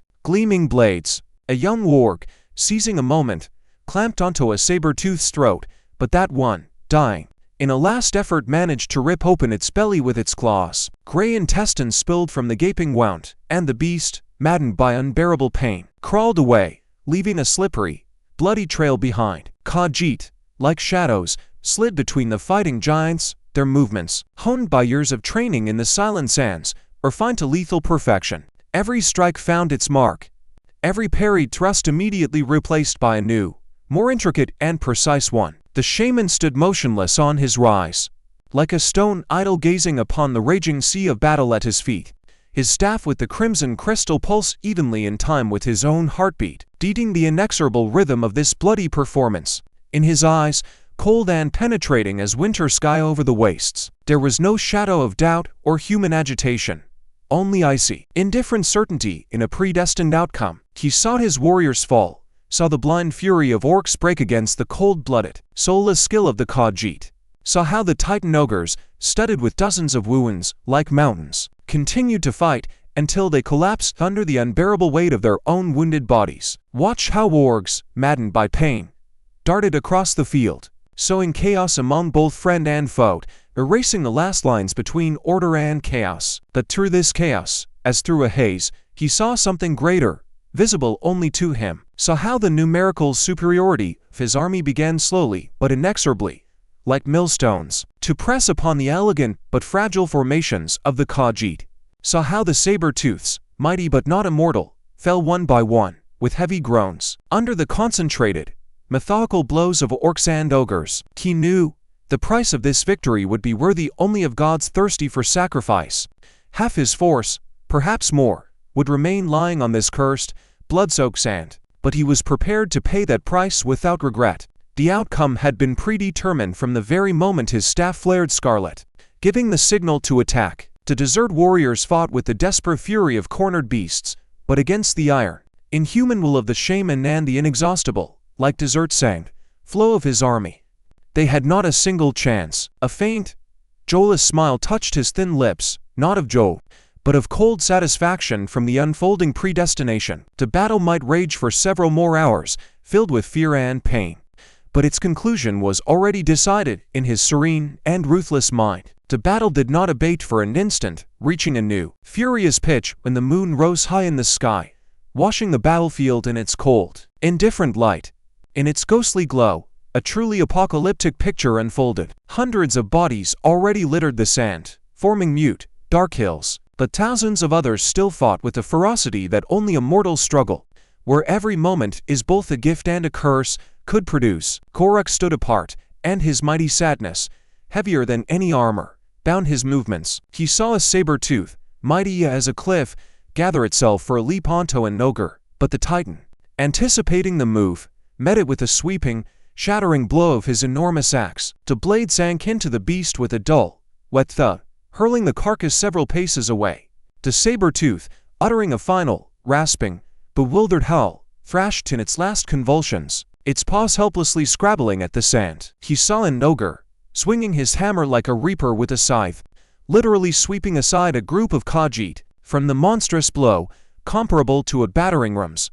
Their light bodies flew aside with the characteristic dry crunch of breaking bones. Those who did not die instantly remained lying, helpless and crippled, awaiting inevitable end in the bloody mire. But he also saw other things, and these images etched themselves into his consciousness more sharply and deeply. He saw 3 Khajiit, like a pack of nimble, silent lizards, climb the mighty, scar-covered back of an ogre, clinging to deep folds of its gray skin and sturdy, sweat-soaked armor straps. Reaching the massive head, one of them, hanging by one hand, plunged a short, needle-like blades into the thick neck, diverting its furious roar, while the second, finding a point between plates, delivered a single, concentrated blow with a razor-sharp blade straight to the base of the skull. The ogre froze, its furious roar cut off mid-whir, and it collapsed with a crash like a falling ancient oak, and the sand gave way, accepting its body, raising clouds of dust. And immediately these same Khajiit, not losing tempo, like drops of mercury, jumped from the falling body and merged back into their endless death dance among the orcs. Their movements were refined to automatism, to instinct, a light dodge from a heavy axe, a sliding, almost dancing step to the side, a quick, precise dagger-like thrust into an unprotected flank. Korok watched as his king fell, some silently, with mute surprise staring at a suddenly gaping one from which life fled, others, with final, hoarse cries, trying to deliver a return blow already after death had penetrated their hearts. This night stretched into eternity for the old orc, becoming an endless torment. Every new cry, every suppressed groan, every fallen warrior pierced his heart more sharply and painfully than any Khajiit blade. He was alive, and in that lay the chief torment. The air, thick with the smell of blood and dust, still filled his lungs. His heart continued to beat in his chest, evenly and inexorably, as if mocking him. His right hand, mighty and accustomed to gripping an axe haft until the knuckles whitened, now hung aimlessly along his body, heavy and useless. The left, broken above the elbow, was tightly wrapped in dirty rags and lay in a sling like a foreign, dead log. They had taken his axe from him. The shaman himself had deprived him of even this last, small mercy, the chance to die with an axe in hand, fighting as befits a warrior, not like cattle for slaughter. Instead, he was condemned to be merely an observer, an eternal witness, a living monument to his own shame, forced to watch as others, more worthy, spilled their blood where he had once shown weakness, unforgivable for a warrior. Every glance an orc cast his way was full not of sympathy, but of mute, oppressive contempt. There he is, the one who survived, the one spared while we die. Korok watched the battle beside the shaman, like a leashed dog, and with each new moment his own impotence became more unbearable, eating at his soul like rust. The atonement he so craved was so close, it hovered in the very air, saturated with pain and death. It was in this battle raging and roaring around, but it remained unattainable, like a mirage in the scorching desert, slipping away. He was but a shadow, a ghost at the feast of true warriors, doomed to watch but not participate, to live when others die, and to carry his heavy shame further, whatever the outcome of this long, bloody night. By the pre-dawn hour, when the eastern sky began to lighten, the picture on the battlefield had changed beyond recognition. Where just hours before stood a solid, ready-for-battle wall of Khajiit in their quilted robes, now gaped ragged, bloody-voiced, their saber-toothed companions, once seeming an unstoppable force of nature itself, now retreated under continuous, tide-like attacks, their powerful bodies, covered in many wounds, moving with noticeable, heavy stiffness, betraying fatigue and pain. The Iron Shaman's army had paid a terrible, irreplaceable price for this advance. Of the mighty ogres, these living towers, less than 2/3 remained, and those who stood were terribly mutilated, their armor turned into shapeless heaps of metal, their strength sustained only by blind, desperate fury. The orc ranks, once monolithic and fearsome, now resembled a sieve riddled with holes after countless, precise attacks. Hundreds of wargs lay on the sand in motionless heaps, forming a kind of grim barricade of flesh and bones. But the inexorable military machine of the shaman, forged from discipline and will, continued to work, creaking and clanking. For every fallen warrior, 3 new ones from the reserves took their place. Iron Will and overwhelming numerical superiority did their work. The waves of attackers from Iron Maw seemed truly endless, like sand in the desert. The Khajiit, surrounded on all sides by a tight ring of enemies, fought with the grim desperation of the doomed. Their famous, polished battle dance acquired a new, furious and lethal dimension. They threw themselves under the clawed paws of wargs to deliver one precise blow to the beast's belly, nimbly dodged the crushing hammers of ogres only to immediately, on the run, slash the thick tendons on their legs. But with each such desperate, suicidal feat, their formation dwindled like snow under the sun, and the steel ring of encirclement tightened inexorably, crushing those remaining. The outcome of the battle was now finally and irrevocably determined, like the unhurried but unstoppable movement of sand dunes driven by the desert wind. Victory inclined to one side. Its price was monstrous, but the shaman, it seemed, was prepared to pay it in full, to the last drop of blood, both others and his own warriors. A couple more hours of continuous, methodical slaughter, and of the once fearsome, indomitable ranks of Khajiit, no more than 100 wounded, exhausted fighters remained. Only a dozen saber-tooths, covered in terrible, oozing wounds, still stood on trembling legs, surrounding their comrades in a last, tight defensive circle, ready to accept death. And, before his foot stepped onto the bloodied, trampled sand, the shaman's gaze, cold and all-seeing, picked out in the distance a lone, strange figure, on the crest of a high dune. In the first, blinding rays of the rising sun coloring the sand the hue of blood, stood an immobile rider astride a titanic, snow-white cat. This figure, straight and majestic, seemed to have observed the entire many-hour battle without taking the slightest part in it, without making a single movement. And now, when the outcome of the engagement was decided and the defenders were living their last minutes, the stranger smoothly, without fuss, turned his saber-tooth and headed away, southeast, deeper into the desert. The white fur of the cat merged with the morning haze and solar mirage, and behind them rose only a light sandy dust, quickly dispersed by the morning wind.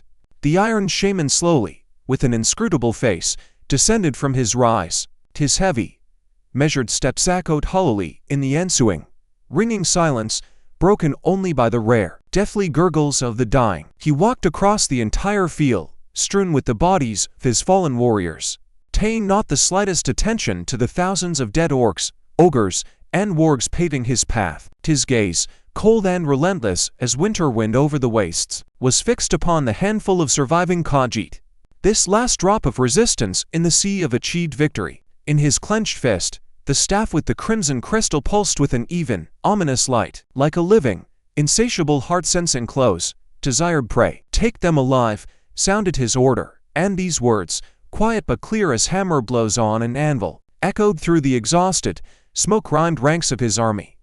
This was not mercy, for mercy was a weed the shaman had long ago torn out by the roots from his heart.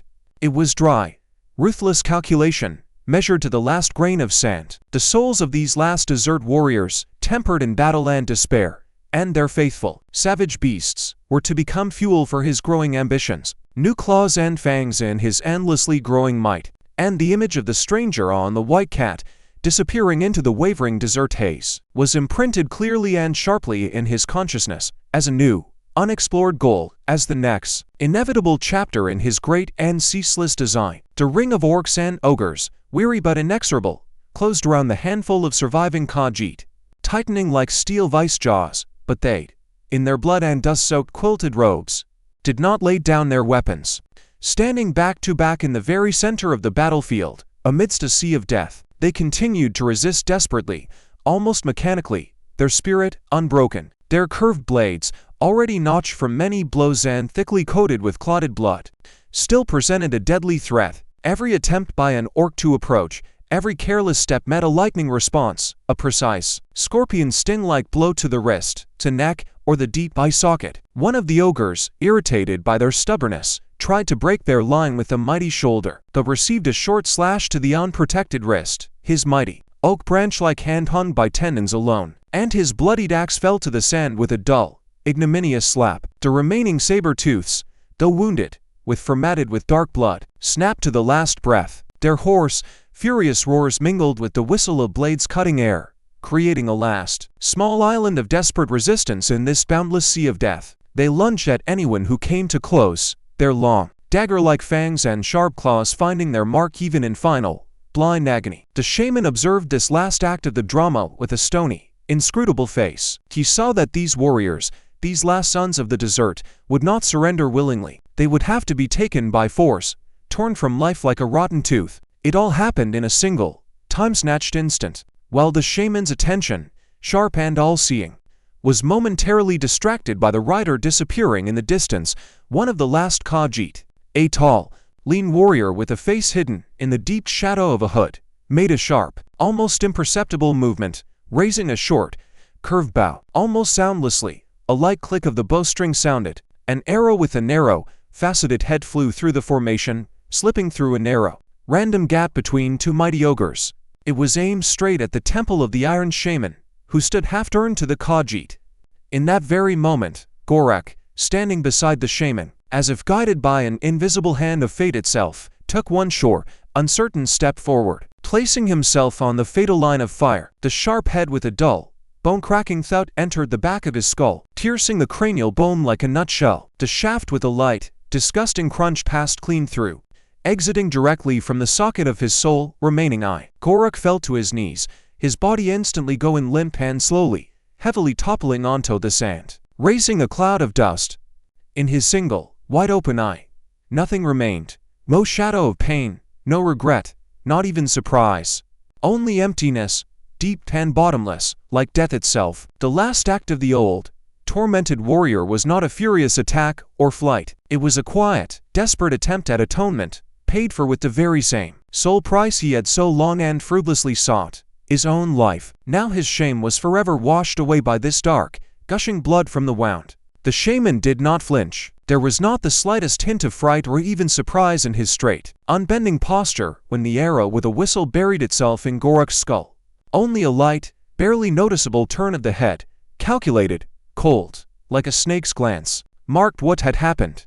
His gaze, heavy and penetrating, slid over the lifeless body of the fallen orc, lingering briefly on the shaft fragment protruding from the empty eye socket. In those eyes, like dying embers, no furious anger flared, nor silent gratitude, only cold, almost detached acknowledgement of an accomplished fact. Like a scientist observing the result of a predicted experiment, he saw not self-sacrifice, not the atonement of a fallen warrior. He saw only the logical, predestined completion of the path of one whose fate had been decided and signed in the very moment he returned from the shifting wastes, bearing on his shoulders his ineffaceable brand of shame. Gorak's death was not a feat, but an inevitability, the last, logical act in a meticulously planned and staged drama, the sole director and audience of which was the shaman himself. Dust to dust, shame to oblivion.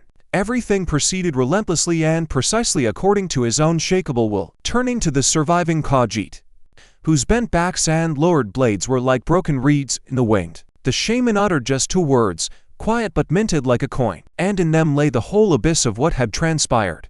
Enough. The exhausted Khajiit, surrounded on all sides by a wall of orcish shields and ogreish shoulders, stood in complete, oppressive silence, broken only by their own ragged breathing. Their saber-tooths, whose mighty bodies were covered with many dark, oozing wounds, continued to growl dully in their death throes, but their bristled, blood-matted fur slowly, as if reluctantly, settled. One of the beasts, the youngest and most ferocious, made a last, desperate attempt to lunge forward, but received a crushing, blunt blow from an ogre's hammer to the head, a blow calculated not for death, but for subduing, hard enough to knock out all its wild fury in an instant, and the beast collapsed onto his side with a suppressed groan. And then, seeing that the enemies were not finishing them off, but only tightening the steel ring more inexorably, the Khajiit began, one after another, with a quiet, submissive sound, to drop their weapons. First their curved, notched blades fell to the sand mixed with mud and blood with dull, ignominious thoughts, then light bows and empty quivers. Last, with visible inner effort, short, stinger-like daggers were lured onto the sand, as if their owners until the very last second could not believe in such strange, unnatural mercy from the victor. The saber-tooths, seeing the general, unconditional capitulation of their masters, finally ceased growling. They lay down heavily on the sand, stretching out their bloodied muzzles, their mighty, wounded sides rising heavily and rarely. In their eyes, once full of predatory fire, there was no longer a trace of fury, only infinite. Animal fatigue and submission to inexorable fate. The silence that followed was more eloquent and louder than any words, any victory cries. The battlefield, just minutes ago echoing with wild battle cries, the clang of steel and death rattles, now froze in a ringing, unbearable muteness. Victory was complete, unconditionally achieved, and the shaman received what he had wanted from the very start. Living, though broken, captives for his dark, and known to anyone rituals. Upon the surviving Khajiit and their saber-tooths, strong, tight nets woven from thick, rough ropes soaked in sticky, black resin were immediately thrown with rough haste. Every movement of the captives, every breath only tightened the knots more, ruthlessly depriving them of the slightest, ghostly chance of escape. Orcs, grumbling and shoving, roughly bound their hands behind their backs using rawhide straps that tightened mortally at the slightest resistance, biting into skin. The saber-tooths, despite their numerous wounds and exhaustion, were shackled with heavy, cold chains, fastening massive collars to sturdy iron stakes driven into the sand. The beasts submitted, with dull detachment, accepting their fate. Their fury, it seemed, had completely died out with the last drops of strength, leaving only emptiness. At the shaman's silent, barely perceptible nod, two ogres, with impassive, stone-like faces, roughly shoved forward from the group of prisoners that very Khajiit who had loosed the fateful, nearly successful arrow. The warrior walked with unexpectedly proudly raised head, his quilted robe torn in several places, exposing a strong neck, and from under the pulled-down hoe, only a resolute, firm chin was visible. He was forced to his knees several paces from the shaman, so the sand crunched under his knees. The Iron Shaman slowly, unhurriedly, circled the captive, his indifferent gaze studying every detail, the smoothness of his gait, the straightness of his posture, the face hidden under cloth. Finally, he stopped directly before him, casting his long, cold shadow upon him. The Khajiit kneeling before the shaman, even in humiliating captivity, retained that particular bearing that betrayed a born warrior of the desert. A man raised in the sands, his quilted robe, once perfectly blending with the color of sand, was now inscribed with dark, brownish bloodstains and ragged, uneven marks from blows.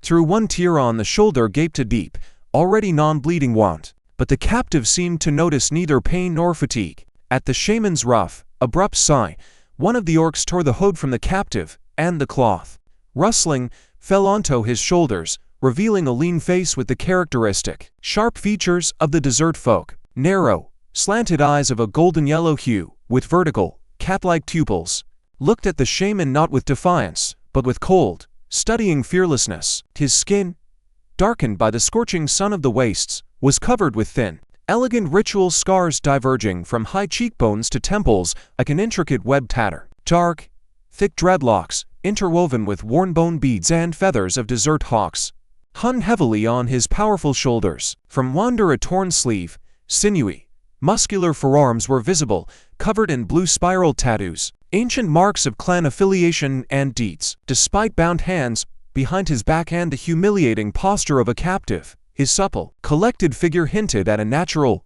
predatory grace akin to a saber-toothed cat. Every muscle was taut, like a tight spring ready to uncoil at any moment. He breathed evenly and deeply, and in his golden, unblinking eyes, one read not submission, but patient, waiting calm, of a predator lying in ambush and seeing all. The shaman slowly, almost soundlessly, approached the captive, his heavy, all-seeing gaze sliding over every scar, every feature of the Khajiit's face, as if trying to read the long history of campaigns and battles hidden in them. "You speak the common tongue?" The shaman's voice sounded low, without a trace of anger or interest, but with that indisputable authority that expects no refusal. In response, the Khajiit maintained complete, absolute silence. Not a single muscle twitched on his closed face, only the golden eyes with vertical pupils, like an eagle's, stared motionlessly and directly at the shaman, expressing nothing but silence. The shaman did not avert his piercing gaze, and his eyes seemed capable of penetrating through skin and flesh into the captive's most intimate soul, turning it inside out. "You know these places?" The shaman did not ask, but stated, as one states the sunrise. His penetrating gaze became even more intent, heavier. "You will lead us there." This was not a request or an offer. In these short, minted words sounded inevitability, cold and relentless, like the slow but sure movement of sand dunes sweeping away all in their path. Mercil understood the bottomless depth and tragedy of his position. He saw the lifeless body of his young tribesman, heard the heavy, broken breathing of the other captives, felt upon himself the unbearable weight of the shaman's gaze. Every word he spoke now was a bitter, heart-won admission of cruel inevitability. He slowly, with incredible dignity, nodded just once, and in this meager gesture there was not a trace of submission, only cold, sober, knife-sharp acceptance of a new, terrible reality. His golden eyes, still holding a glint of distant desert sun, met the shaman's gaze again. "I will show," it sounded quietly, but surprisingly clearly. And the echo of these words fell into the sepulchral silence. In these two simple words lay all the bitterness, all the pain of what was happening. He had become a guide not of his own will, not by heart's call, but by cruel coercion, exchanging the lives of his tribesmen for a path leading straight to the very heart of his home, his people. And in the very depth of his gaze, behind the stone mask of accepted fate, still smoldered a small but tenacious spark, not of submission, but of hope, patient, predatory, awaiting its starry hour, its moment. The shaman did not order the fallen warriors to be consigned to the sand, as had sometimes been done before. This time, the bodies of orcs, ogres, and wargs fallen in battle remained lying on the field, left to the merciless blazing sun and the winged scavengers of the wastes. They needed to move on, immediately, without delay, to that very place Mercil had so metaphorically called his home. His army, though having lost several hundred dead, still represented a formidable, titanic force. Thousands of battle-hardened fighters, orcs, ogres, and savage wargs, were ready to crush any enemy that stood on their new path. "Take Gorik's body," the shaman snapped shortly, and in his even voice was heard an echo of some dark, still unclear design connected with the orc who had so unexpectedly sacrificed himself. Two orcs, receiving the silent command, approached Gorik's body. They did not bury him, did not speak any words over him. They simply took him under the arms and by the legs, tore him from the sand, and dragged him to one of the wagons. They threw him onto the wooden platform, atop sacks of provisions and water barrels, and covered him with coarse, dust-laden canvas. Thus ended the old warrior's path, not in a funeral pyre, not in an honorable grave, but as cargo that might still be useful in the shaman's dark plans. And in this was its own, heart-chilling truth. In the world of Iron Maw, even death serves someone's will. The captive Khajiit, bound by wounds and fatigue, were lined up in a tight, clumsy column 3 abreast, chained together with heavy, cold chains passing through massive collars and manacles. The whole construction was devised with monstrous thoroughness, so that even the thought of escape became meaningless and lethal. Any attempt by one to flee inevitably shackled the movements and maimed all the rest. And the column moved off, leaving behind only tracks on the sand and the quiet, unceasing clink of chains. Ahead lay the unknown, the Khajiit lair promised by Mercil, the place where sand sings under the wind and water is born from stone. But what awaited them there? A new battle? A trap?